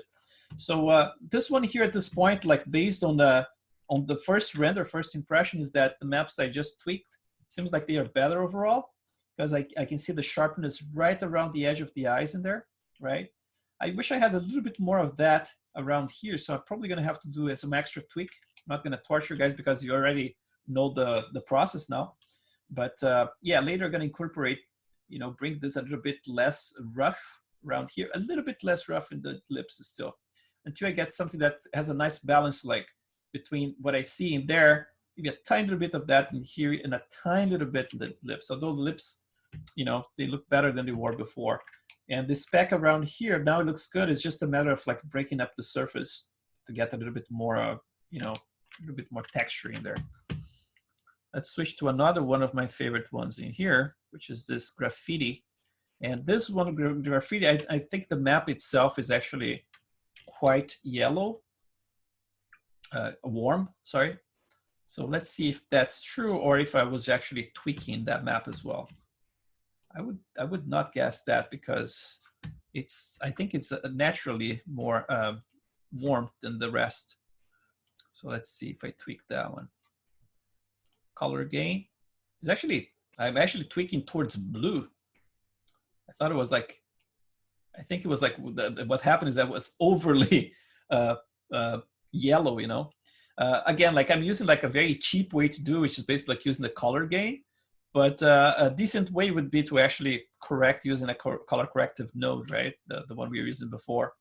But this one here, like if you want a cheap solution, I mean, like you can crank this blue in here, and then the whole thing's gonna get a little bit more, you know, a little bit less warm, right? So we get back to her skin tone a little bit more. But yeah, definitely something that's just a cheap way to achieve something like that. So this one here is another one of those lighting setups that I don't see a lot of specular, right? Like the specular is kind of very diffuse, and the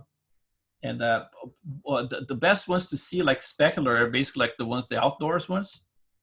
But some of them are way too specky because sometimes it's just like a sunlight like straight on. And let's see, stream. I think this one is one that it's very, very strong. And sometimes it gets a little bit weird looking. This one's gonna get very yellow, right? Because of the sunlight. And the cool thing about this map that I liked is that there is a shadow in here. And this shadow is coming from a tree, which is really cool. Like you can get shadows out of the HDRI map. So if you look around, there's those giant trees, this one here, right? And if you rotate it just slightly, you're gonna see, let me just save this one as well. Save the position. But if we do, let's see where's her face here. Her face is around this facing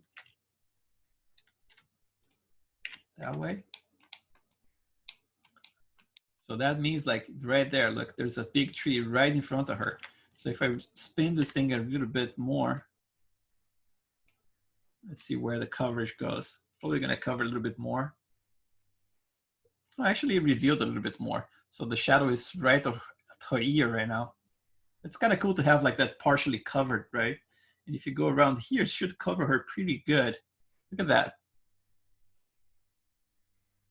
Just from the HDRI, a lot of shade in there. Let's see if I get a little glimpse. I was looking for that kind of like more dramatic. It's almost like someone peeking through a window or something, you know?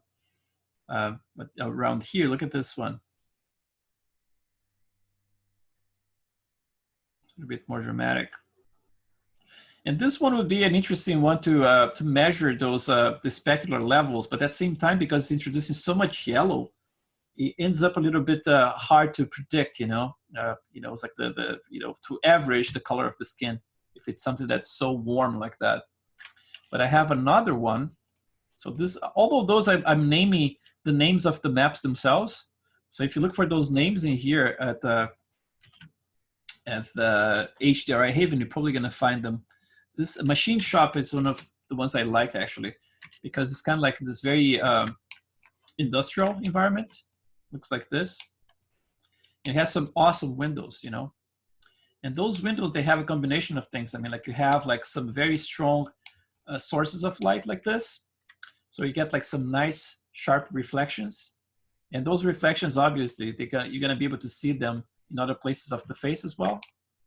So this is probably would be a nice one to actually check the amount of speck that I need and the sharpness of the speck I'm gonna need for lips and the nose. So maybe like if I can use this one almost like as a simulation of that, what she has going on with that shot, it's like kind of like a window that's kind of like in the front or something like that, or in front of a door. Because if I look at this one, although like it's a little bit higher, actually the height is the same. I just have multiple windows. She has just, just got like a single thing in there. It's like a door or something like that. But that would be an interesting one to measure, kind of like try to get the similar values in there somehow. Use this one as a test bench. Definitely get more spec now that I'm seeing there. It's diffuse enough, but it needs more spec for sure.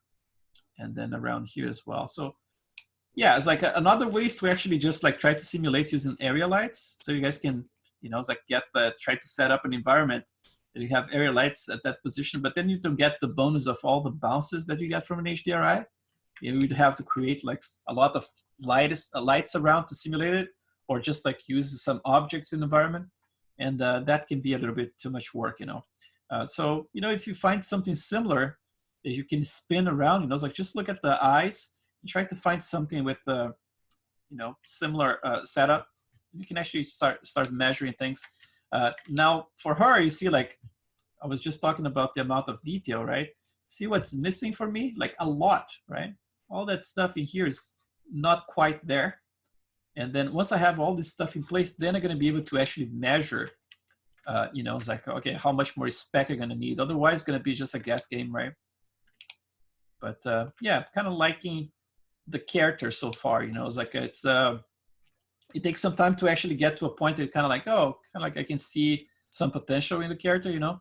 So I can kind of like starting to like her. And then it's going to be cool to actually explore, you know, take this a little bit further, because right now she's kind of back to normal, back to old lady, just with weird ears, right? But maybe I can add some weirdness to her.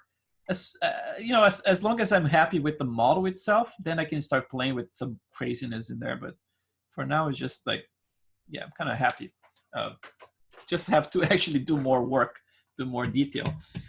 So talking about detail, since we are here, I'm gonna give you like two options. Like the first one, either we can actually go and sculpt some more, and then I can talk about like the type of, you know, the brushes, the techniques, whatever it is. Maybe like we can focus on some specific area, or I can actually open some of those the teeth that I have like from a previous model for us to explore. But the thing is, like, the disclaimer is that I did this already in the past class, January. I don't know if you guys have access to the January one, or it's the previous one. I think I think we do have now. access to January. Okay, yeah, because I was trying to make sure, because the timing when it's you know, when the enrollments are going on, I thought like maybe they're gonna miss the January one. But in January, I definitely went through this. You know, it's like through the whole thing. Let me just double check. No, it says just be October, July. Okay, so that's it. Yeah, yeah, because like it was during that time of the enrollment. Yeah, and I was still going on with that class. That's why we missed the window. But yeah, I can do this again. You know, it's like just for you guys to take a look. Again, like it's not a perfect solution, my teeth, the way I have it set up, but we can definitely take a look. Let's just cancel this one. I'm gonna save the scene. I think she's starting to look decent. So let's try to save that. Zebra, so sorry, scenes 11. So overall, that's basically like the maps that. Oh, sorry. Hello, sir. One quick question, sir. Yes, yes. Yeah. Do you have any like hand or something like that, or render something like that you have done? No, I don't actually. Nails. No, okay. It's the kind of stuff like I saw your model and it looks so cool, man. It's gonna be such a challenge, right? It's kind of like almost like a creature right there. Her hands are so wrinkly. Yes. And but I definitely have the intention, you know, it's like to sculpt like some nice hands, and then look dev all the way, so I can actually figure it out, like transparency, like for nails, whatever it is, you know. Yeah, okay. Definitely have a plan, but in terms of yeah, one thing that as soon as I finish at least 5% or something, can I send you to check, or you can do something? So your interpretations. Oh yeah, sure, yeah. We still have the final review as well coming up, like the end of next week, right? So if you have some hands by that time, we can definitely take a look. Yes. Yeah. How is your model going? Thank you. Yeah, going good. It's tough. Yeah, it's tough. Still doing that diffuse, specular exploring. Yes. Now I'm understanding little. Oh, there you go. Yeah. The thing is, like, it's always better to see someone doing like the step by step, right? Like, and actually showing, like, okay, if I change this, this is what's changing, because otherwise it gets a little abstract. So that's why I try, like, as much as possible to just open up, you know, and show you guys what I'm changing here. But yeah, for the most part, it's a very simple shader network so far. We have like just 1, 2, 3, 4 maps, right? And everything else is like procedure stuff and, you know, stuff from Maya. So like very simple setup. And like I said, I mean, like if you're getting the results using just a few maps, just try to push as far as you can with a very few maps. You know, it's like as an artist, you know, it's like you're not a, you know, some of you guys might be more interested in becoming like a TD or something, but I'm not. I mean, like I'm kind of like a jack of all trades and master of none. So I kind of like I know a little bit of everything, but just a little bit of everything. And then the final result is basically like, you know, it gets you a nice, you know, result that you can actually show like, okay, the work was cool. But if you start breaking down every single aspect, I'm not a master of anything. It's just like I do things like when you put together the puzzle, it looks okay, you know. But let me just save this one. Let's try that, and then let's try opening the Stan Winston model since we are here. And we're gonna see like his teeth actually looks very transparent. It's more transparent than I wanted it to be, but at least I'm gonna explain how you can correct that. It's the kind of stuff, you know, it's like all those models, I never go back to them. I should, to be able to actually finally finish each one of them, but I never do. So let's just open this one.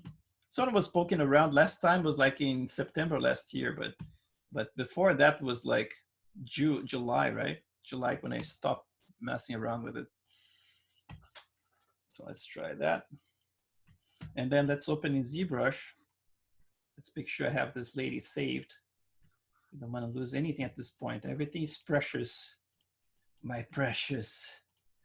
Let's go here.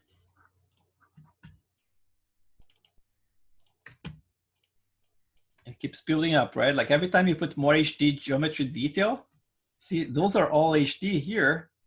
Right, starting here, started with like 125 megs, and then grew almost a gig, went down a little bit. Those ones are almost a gig, probably like I saved when I was inside of HD, right? And then the smaller ones I saved when I was outside of HD. But around here, they start growing more and more. So definitely, like once I have everything covered in detail, we're gonna be at around like 1.2, 1.4 gigabytes. That's basically what it's going to take for my 72 million polygons to be present in there. Save this one. So to what stage do you do like primary breakdown, like symmetry breakdown of primary, secondary shapes? Primary and secondary. The secondary started breaking down already because like as soon as I have like the pores in both sides, right? Because that's my whole fear is to have to sculpt like pore by pore, or you know, it's like or chunks of pores like 2 times basically, like for both sides of the face. So I try to get that out of the way, and as soon as I have the detail in there, then I can start breaking things up. You know, for example, like this whole area of the mouth at this point is all asymmetrical, like the secondary detail, right? The primary detail is still fairly in the same spot. I kind of start playing, for example, like the volume of the cheeks. It's already a little bit asymmetrical. But definitely I'm gonna need like some asymmetry in terms of like position of the eyes, the ears themselves, you know, it's like breaking up like the expression itself, like how even the eyebrows are, maybe like pulling a corner of the mouth slightly more than the other one. Although, like I said, like this area, I already start playing with some of this stuff, you know, definitely like the chin, if you look, you know, the difference is already starting to show it up. But for example, like right in here, I could definitely bring the chin. Oops, what I'm doing here. Let's get the.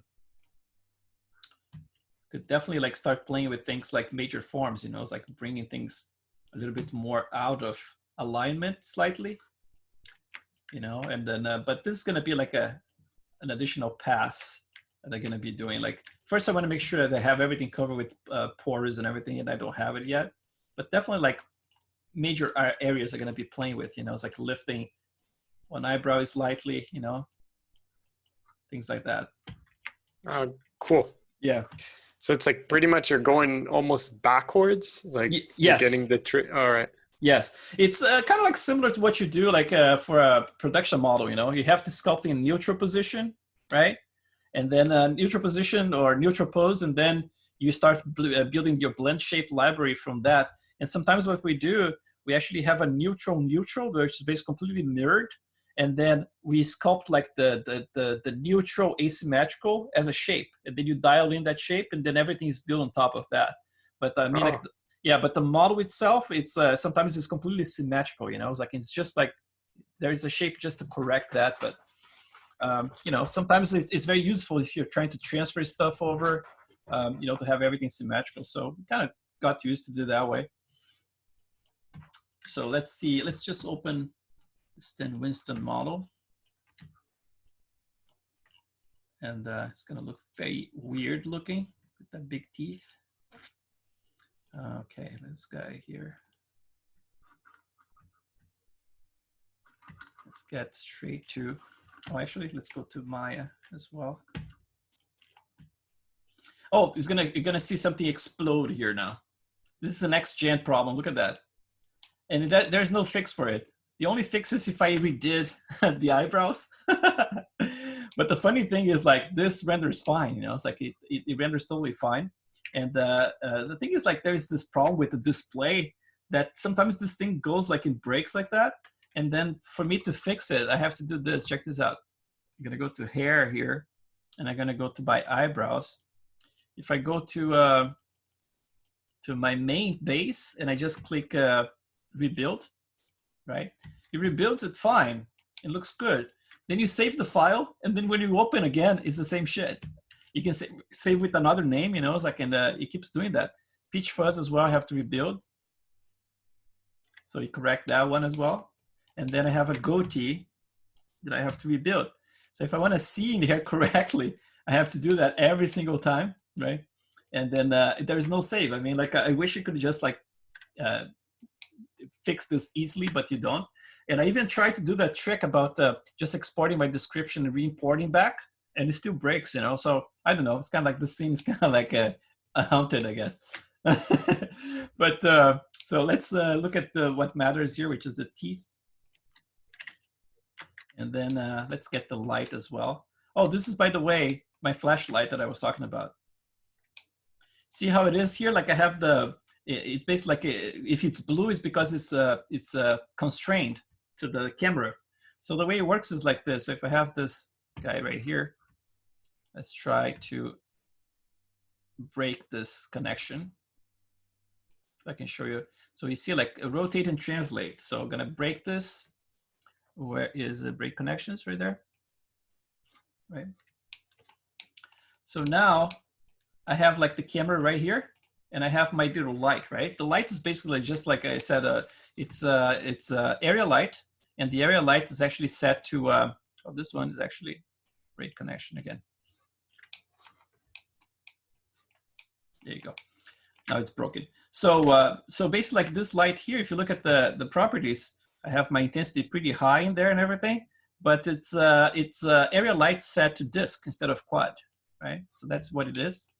And then for the camera, I have the camera position, and my intention here is to create like an offset, right? So if I have the camera around there, I try to keep my light slightly higher. So it's almost like if you're photographing someone with a flashlight, either someone like your helper has a flashlight slightly offset from the camera, or like in the old times, someone would hold like a big flashlight like over their heads like that to the side to take a picture, right?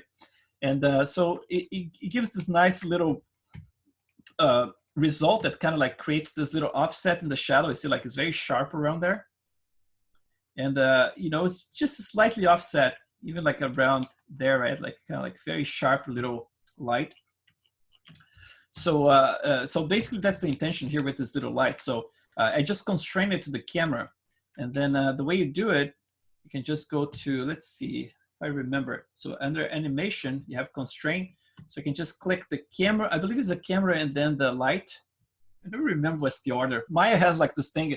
Sometimes you pick one, you know, like the source and destination is sometimes the destination and source. So I never remember.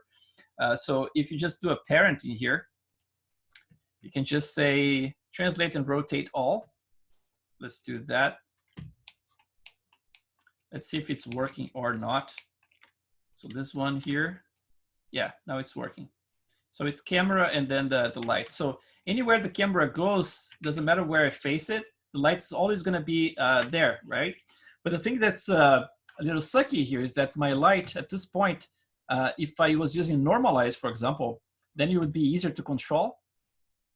You know, it's like the distance would not change the intensity, but because I set up like without the normalize, so that means like if my camera goes closer to the face, it's gonna get more light, right? And if it goes further, it's going to go very, very, you're going to fade away. So that's one thing. It's better if you guys set up with normalize in this case, because you can get like a nice little sharp result that way. But let's just keep, I'm going to keep this one's visible, this one as well.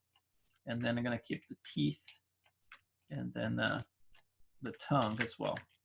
So if we have something like this, let's try to render and see what we get at this point.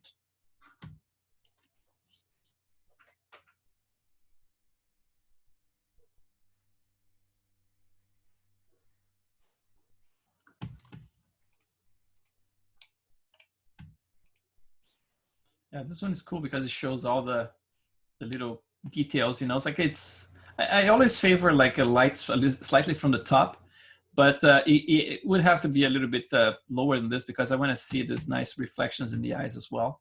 So something in between, no? I have to find a sweet spot for her.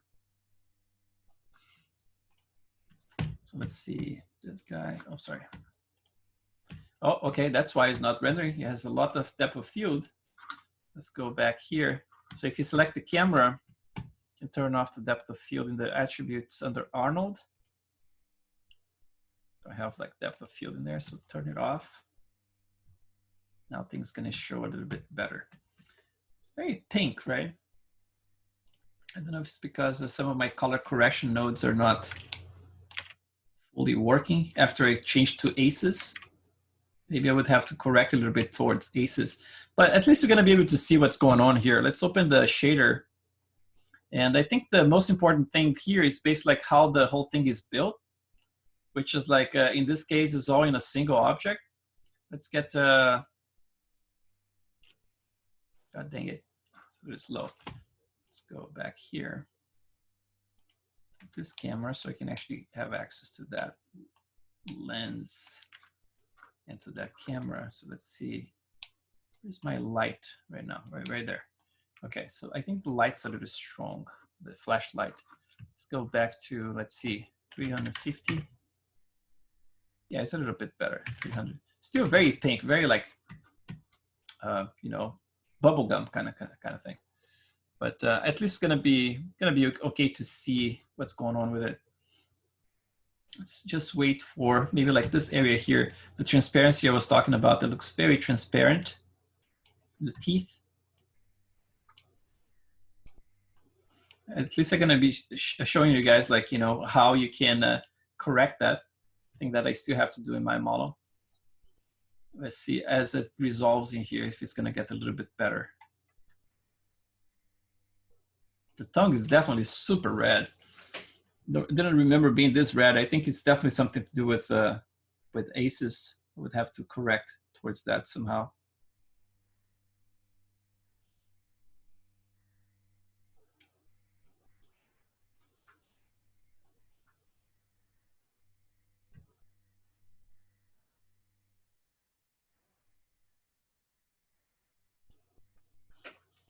How many samples am I using here, man? It shouldn't take this long to render. This was rendering my old machine, so I don't remember like taking forever, but maybe I got spoiled with this new machine. Oh man, I'm gonna have to do something about it, sorry. Yeah, it's only 8. Yeah, it's maybe because it's, yeah, there's something going on there. I'm gonna have to clean up the scene. But anyway, let's look at the model in ZBrush while this one is rendering. Oh man, it looks weird. Without the beard or anything. Ah, where did you go? Come back here. Oh, there you go. Okay, so let's look at this teeth.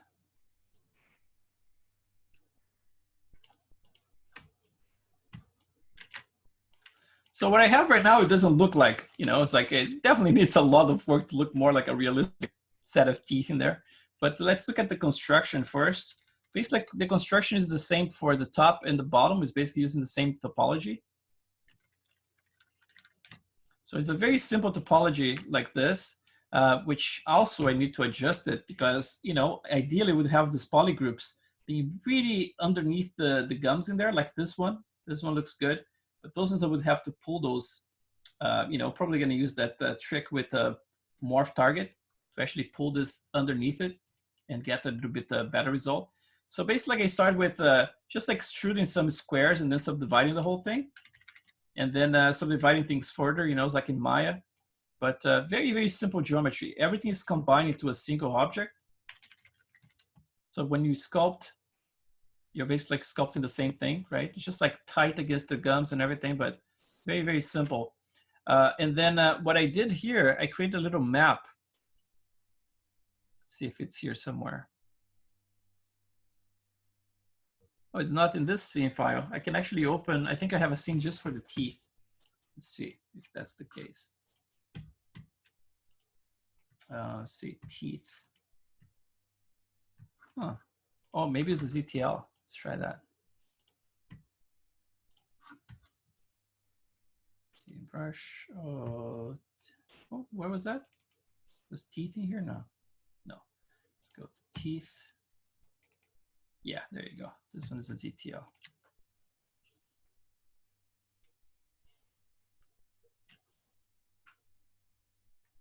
Okay. Oh, this one I was actually experimenting adding some of those micro droplets of, you know, saliva and stuff using the Z-Sketch ZBrush, just like Z-Sketch, and then create the little geometry in there. And the cool thing about using those guys is that the Z-Sketch allow you to Z-Sketch on top of the surface, so it gets like pretty locked to it. And when you render it, you can barely see anything. You know, sometimes you get a tiny little glimpse of a little speck. So it's a very, very subtle effect, you know. So I think I did that for this guy, but I don't remember exactly if I used for him or not. But was about to show is this one here. So basically, what I painted here is a transparency map. So I painted those areas to actually look to be a little bit more transparent. And then obviously I'm not using like a pure color like that. I'm tweaking this a little bit in Maya, and I can show you like the nodes I'm using to do that. So very simple, you know, it's like I could get like I should go even like blurrier than this. It looks a little bit too, you know, too spotty right there. But let's see, like with flat color, looks like this, you know, a little bit like, or much more, you know, it's like transparent in the borders, and then starts fading a little bit more. So very, very simple map, like not something pristine at all. And then if you look at here, I mean, like the transparency is in there, but it looks like it's super transparent right now, right? It works good when you have like the rest of the objects because it kind of covers up a little bit of the transparency. But overall, it just kind of looks weird, to tell you the truth. Like, I don't know what's going on in there. But let's look at the shader in here. So I'm going to show you where to plug those things. And maybe we can actually do a little correction here. If we do, let's go to save this one first. Store snapshot. Let's use a progressive render. And then let's do only 6 in here. It goes faster. And then let's go to teeth upper. So I have like, I think 2 different shaders to have like control for both. But I'm not sure. Maybe I have the same assigned for both because I was lazy. But let's see, like under weight, so like the base, I have something plugged in there, but let's see if the transmission, oh, not transmission, the subsurface. Yeah, subsurface in this case here, I'm using 0.804. And if that's the case, it's definitely going to take into account whatever is in the base. So it's going to mix the rest of the 20% with this one here. So let's see what I have plugged for the color. I have the map itself, which is, look at that, it's wrong, the color is wrong. So it's sRGB, which is the profile that I was using before I switched to ACES, right? So this one here has to be corrected back to linear, to texture, sorry, utility RGB texture, sRGB texture, right? This one here, oh no, this is the linear. Where is the texture? You know what? We can try this, look. Let's go back here to the options. Let's go to color management. I have that set up and I already have my, you know, all my preferences in here.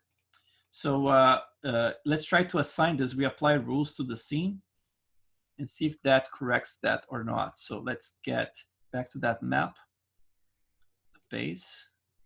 And then this one now is assigned to utility sRGB texture. So that that corrected it. But at the same time, you never know if this is taken into account here. I'm going to just reload the entire scene. Just make sure that it actually reloads the correct maps.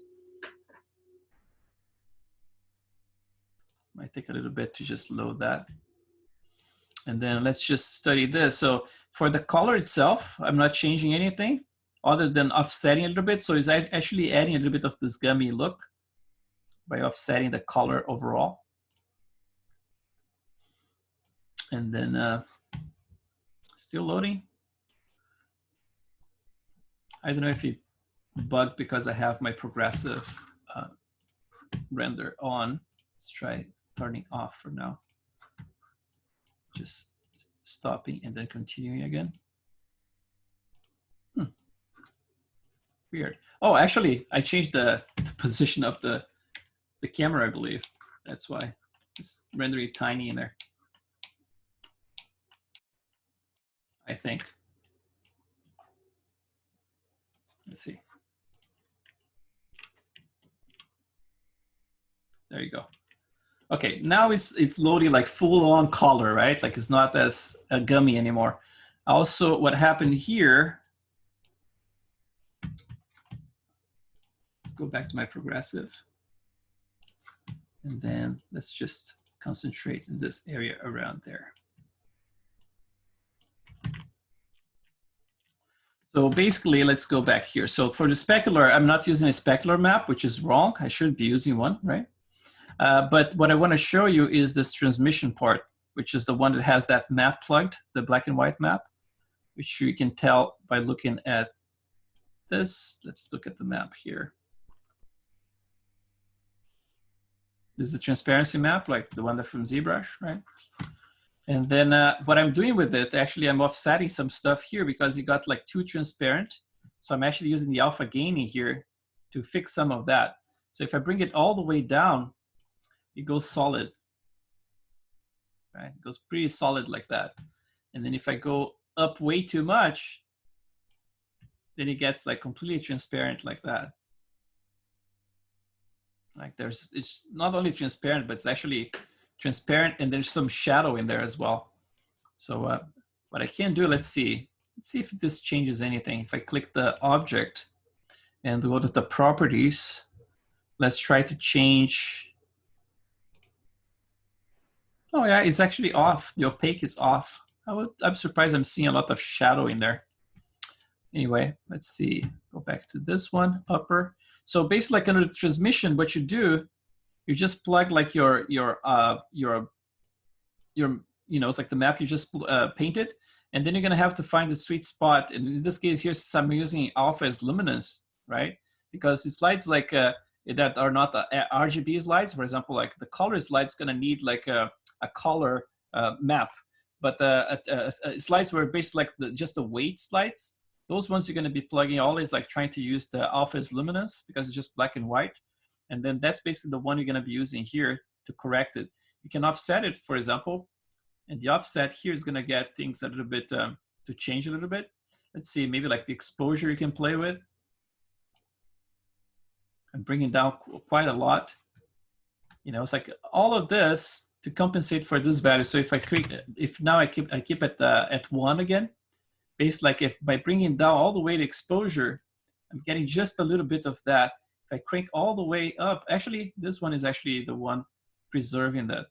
So yeah, you're gonna see like right at the edge, gonna go very, very transparent like that, right? And then basically like it's killing the mid levels in there. It's just like showing the black stuff as transparent. So I'm gonna go a little bit lower and you're probably gonna start seeing more of the mid-level stuff. So the transparency is still there, pretty strong.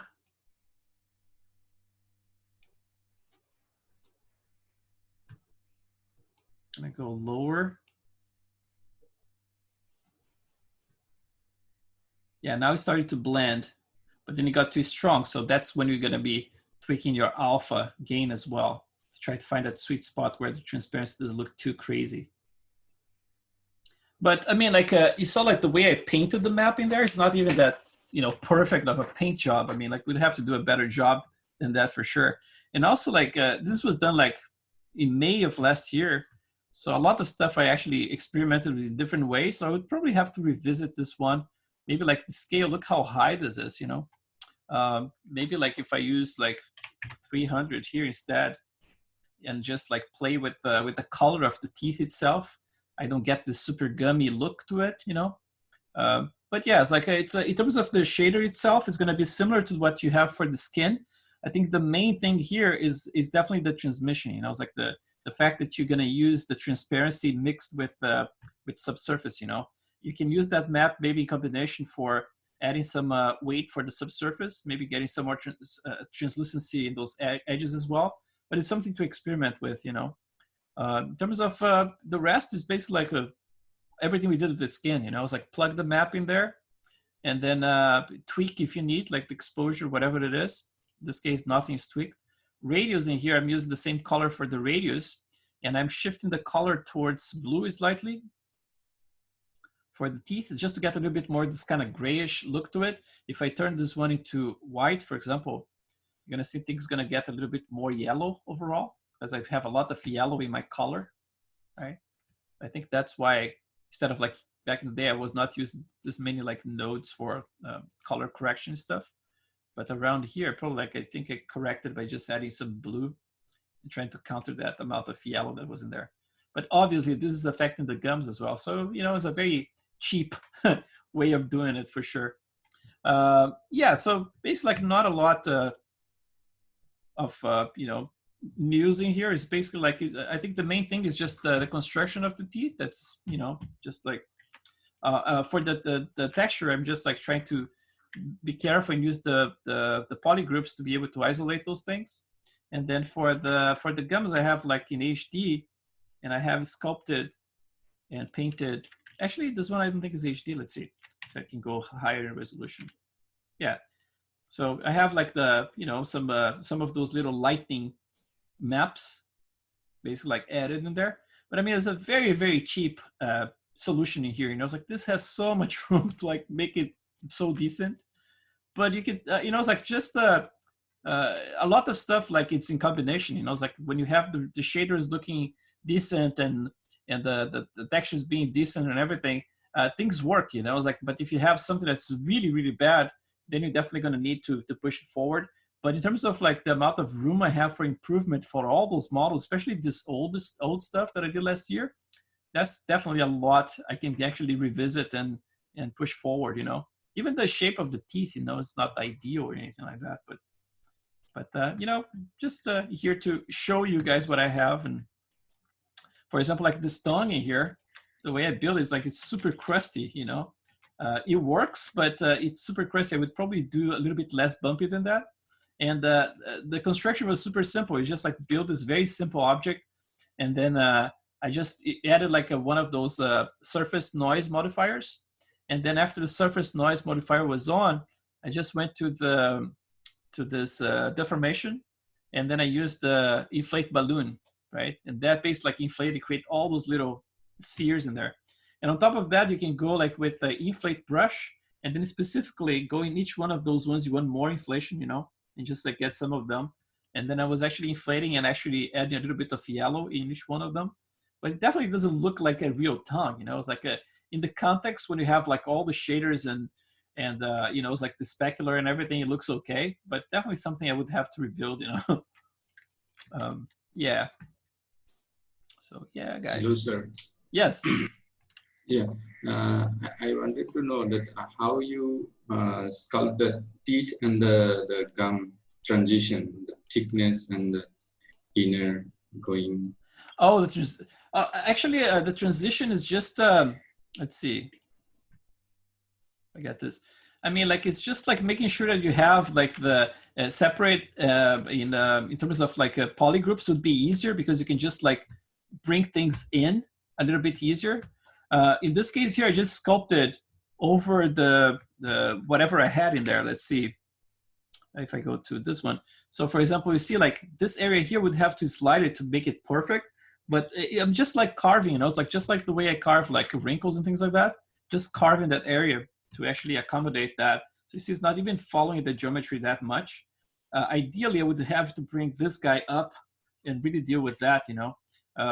For example, if I isolated just this, let's try both sides. Let's try this and this and this. All right, so if I mask this, now I have access to those guys. So basically, I would have to bring those guys more inside in there and then just blend and remove some of that stuff.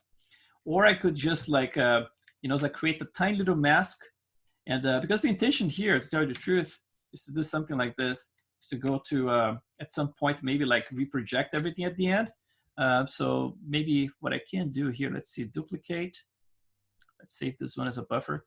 I probably would use like a morph target in here. If you get something like this, for example, I would just like, let's see, morph target. I'm gonna save it. And then let's just tweak this. Let's do like a cheap version here. Let's bring this one, for example, inside of that. So let's do a mask around there, for example. This is an example here. I'm not going to be doing the whole thing. And then I would probably just bring this up underneath a little bit and then smooth. You know, so actually it's easier to make a transition like that between the two of them. And even like for painting materials and everything. So definitely would need more thickness. I have like a very thin wall here. I would definitely need more thickness in there. But if I have something like that, now I can just like smooth it a little bit. Let's try a little bit stronger. That one.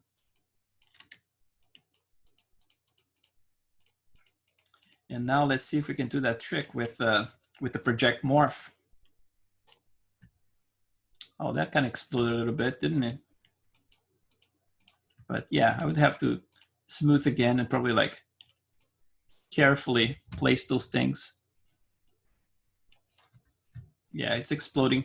Yeah, I mean, like if you plan it before you start the sculpture, it's always easier, you know. It's like to plan it to make sure. I definitely can fix this one. It's just like probably not in 5 minutes. But, you know, it's like if you plan your model to actually have the topology like I have in here, and I should have paid more attention when I was actually sculpting it. I didn't even have like my my polygroups on, to tell you the truth. I was just like sculpting without even looking that much. So in the future, I'm probably gonna fix this one first and then start this one as the new one. But in your case, if you're just sculpting the teeth now, you just like make sure you have those guys really aligned with the gums. You know, it's like it's much easier later. Like this one here, for example, you know, it's like you have to be right underneath it, you know. And for the sculpting part, I started with just with I can show you like a very simple model like this one. Let's get for example, you can start with a I think I started with a cylinder, and then with the cylinder you can just do this. You can just go to your like this guy here. With the way you initialize your cylinder, and then you can count, for example, like if you have like I don't remember like how many teeth I counted in there, but how many is like 16, 18, I don't remember, 16 probably. So if it's 16, I probably would do like a half an arch with like 32 in here or something like that. And then I would add like a subdivision cap, something like that, or maybe 2, 3. And then now you can actually delete this, and then you can delete half of it like that, and then delete those guys. This basically would be like the starting point for it. We started with something like that, you know, and then obviously like I cut all the wrong ones in here, but basically like you would just squeeze this whole thing together at some point. So I did like from the wrong angle here because I'm just rushing, but let's see from the top here, for example. Let's just rotate this, isolate it. So if you had it done perfectly, it would be something like this, right? Right around there. I freeze, transform, and reset. And then you would probably like start with deforming the entire thing first, and then selecting just the inner edges.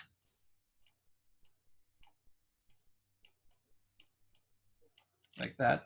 And then just like correcting a little bit. And basically like you would use this as your, you know, starting point and for sculpting the teeth.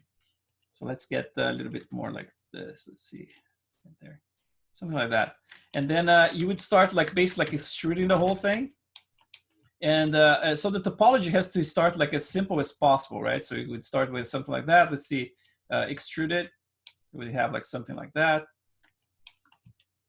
And then from here, each one of those you would extrude separately, right? And then that would be the starting point. And then from that point, I would recut the topology to make sure that everything has a logic. You know, it's like for example, like if I extrude simply from here, let's get like those guys, for example, and extrude it something like this, right? And then maybe like I shrink a little bit just so I have some space to see what's going on. Something like that. And then I got those guys here and I did the same. There's a feature in Maya you can actually do for all of them separate as well, but I'm not using it right now. So for example, if you have something like that, if you subdivide this, it's going to look a little weird. So for example, like this topology is not ideal for that. So it's going to look like this mesh smooth, right? Although it's not too bad. Actually, something you can almost use, you know. But I think what I did, I started like this, and then I used, you know, it's like I recut this to have a little bit an extra span in here. So this actually comes a little bit lower. It doesn't have this sharp corner in there, right? And I think that's how I started it. But basically, very simple topology, you know. And just make sure that when you extrude, those guys are basically becoming the teeth, right? So you have to make sure that in your topology, they actually match. You know, it's like the edge in there, because that's going to be important when it's time to sculpt, you know, which is not the case in here. It's definitely have to fix it. But yeah, that's basically like the construction of the teeth starts like that, you know, and then it's a matter of just like cutting some extra polygons. Something like, you know, if I do something like this, probably like this guy, going to be, you know, cut a little bit further or something.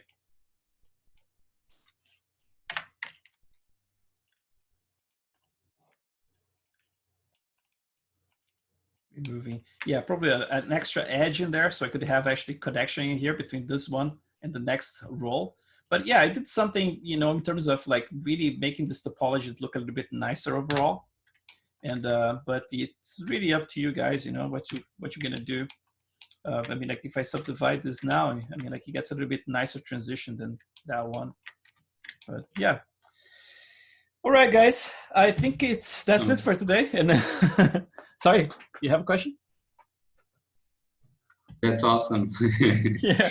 No, it's simple, right? Awesome. Like it's a simple approach. I mean, like it's just a matter of like once you have the topology, it's just like pulling things brute force and then turning them into teeth. A little question. Yes. When I got the .ics file for the review session, it to me a bunch of them. Which one is the file? I'm sorry. Hello. Uh-oh. Sorry. I keep forgetting. I need to. When okay. I changed screen, it just didn't work. Okay. So what happened? The file you send us for, yes. Like, for the agenda stuff. It put me a bunch of review session up until June. Is that accurate? Oh, up to June. Yeah. So for example, like you got the 3 classes, right? You can watch, and then I think it's like June, July, and October or something like that. Or May, June, and July. May, June, and July, right? Okay. Because you mentioned your last review will be the next one, and I see there's a bunch of them. I don't know how they relate to one another. You know what I mean? Oh, okay. Yeah, the way it's set up, it's basically like, let me just go back to, let's see, to File Wall Studio. So basically, I'm kind of like I'm in the same class with you guys. So basically, like if I have this one, if I go to see overview, let's see what we have here. So we have yeah, you can see all that stuff. So let's look at resume course. So related to this course itself, like all the reviews are in here, right? They're all being saved together. So let's see. Yeah. So basically like review 1, review 2, and you're going to be always in here. And then you got your file, right? Like, let's see, Simon. Yeah. Look, Yeah, sure. I'm talking to you guys in there. Someone is talking. So yeah, so you have these ones related to this class around here, but then the other ones I put it together in there is basically like a collection of those review sessions for May, June, and July. And those are all in there as well. You know, it's like just in case if you guys want to check out like how I did like in the past. But yeah, I think that's kind of like just a bonus in there. I don't know if this is what you're asking, actually. Not really. Like basically the file you gave us to, you know, especially for me, like for time zone, it's really difficult to know what time it is because I'm completely offset for that class. Actually, I go to, I wake up at like in the afternoon. And, oh man! and leave at night. It's fine. I don't mind. I took work off just for that class, and I'm be able to do that. It's fine. But like the file you gave us planned for all the review session, but it's clearly a bug then. But like in the future, like June, like this year, like. Oh, for this year? What do you mean? Like I don't know if I'm following. Like it's a plan for this year, June. I'm not sure. Hello, Simon. Simon's going in and out. Oh, fuck's sake. Sorry, I just keep looking on my other screen. Sorry if my English is not as good as it should Oh, that's okay. Yeah. Basically, I don't know if people are in the same case as me. I took the file you send in an email for the view for the agendas, and it created me a bunch of events. Oh, and created more of them in the future. And really? I assume that's a bug. Oh, probably, man. Was this file like together with the review stuff? For the email for the reviews. For the reviews. Oh yeah. So I made an event and maybe it's a recurring, and I thought, oh, it's infinite, and no, it's stopped. Yeah, because like it was supposed to stop like I mean, like let's see here, Zoom. And it stopped at a specific date. It's not like just recurring over and over. Like, yeah. Oh, so this. So because here I have this review sessions coming up on Saturday. Let's see when it stops. It says April the 4th, and every 2 weeks on Saturday until April the 4th. Just like in this case, it's just one occurrence, right? Because I already had all the other ones. So let's see, May, June. Oh, okay. So those ones are deleted. I don't know. It probably doesn't reflect. I see what you mean. I mean, like it goes all the way to June in here. Yeah, I have them in my calendar now. That's why. Oh, okay. Yeah, you can delete those. I mean, like the next one is going to be April the 4th, and that's going to be it. So it's going to be the last day of next week, like Saturday next week, and that's going to be, you know, it's like anything goes. I mean, like if you guys manage just like to finish the model. I'm going to review that. If you're all the way advanced, all the way to shaders and render, you know, or close to finished, I'm going to review that. Whatever state you guys are, you know, it's like feel free to just post in there. I know that some of you guys work full-time jobs as well, you know, it's like, so it's really hard to keep up, especially with family. You know, it's like Greg now has a little baby, you know, it's like he's helping a family. And I went through that twice, man. It's like, it's hard work, you know. So anything you guys can show, I mean, like I'm gonna be here for you, you know. So make sure you post something in there, and then even if you're not present, I'm still gonna review it. I'm gonna still take my sweet time and review it and post online for you. And again, like I'm gonna be always like commenting on our Facebook group. But I wish it was just like you guys. It was just like the only thing I would prepare and show was you guys, instead of like everybody mixed from the previous classes, which is becomes a little bit of this gigantic snowball now, like have like 300 people in there. But yeah, anyway, guys, thank you so much. And tomorrow we're going to be talking about hair, and it's going to be just the easy part of the hair, which is basically like going to be doing like a peach fuzz and maybe like nose hair, you know, eyebrows, and hopefully eyelashes all in the same one. And if not, then we're going to split and finish some of those on Monday when we start like the actual hair as well. Going to be using guides, and it's going to be all based on interactive hair in with XGen, which is what I prefer using. But just bear in mind, there's a disclaimer that they're all buggy. You know, it's like the XGen. Sometimes the interactive is more buggy for some people. Sometimes like the core is more buggy for some people. And in my case, when I tested, the core was giving more bugs than the interactive. And the interactive, what I like about it is because everything is it's very artistic. You know, it's like you paint maps, you plug like some noise modifiers and stuff, and you get a lot of variation. And you know, it's like, but if you want to use core, I mean, like I cannot teach you core, but there are plenty of tutorials online you can look. And hopefully we're gonna have a lot of luck, and we're not gonna be crashing too much. But with XGen, you never know. You know, I always tell people like it's this love and hate kind of relationship, because it's amazing when it works. You know, it's like it's the amount of control is insane. Everything like it's a well-planned piece of software. It's just buggy. You know, it's like it's the kind of stuff like sometimes it just crashes, or sometimes you just lose your scene, your XGen descriptions, which is rare for me, but I read online, you know, it's like people losing it all the time. So I would say like just like keep making backup of your scenes, you know, set up like an auto backup in Maya and deal with the bugs, you know. But hopefully if you do it slowly, I'm gonna try to do like a step by step and try to point you to what are the features and the tools that crash it the most, so we can actually avoid them. I think you're gonna be kind of like okay, you know. All right, dudes. Thank you so much. Have a great night, great day, and see you tomorrow. Bye. Thank you. Have a good night. You too. Thank you. Oh, let me just check the. Yeah, that's true. Looks like she has super thin eyebrows with a low follicle count. That's right. Yeah, it looks like that. She does have a little bit of eyebrows, very, very low. All right, guys. See you more.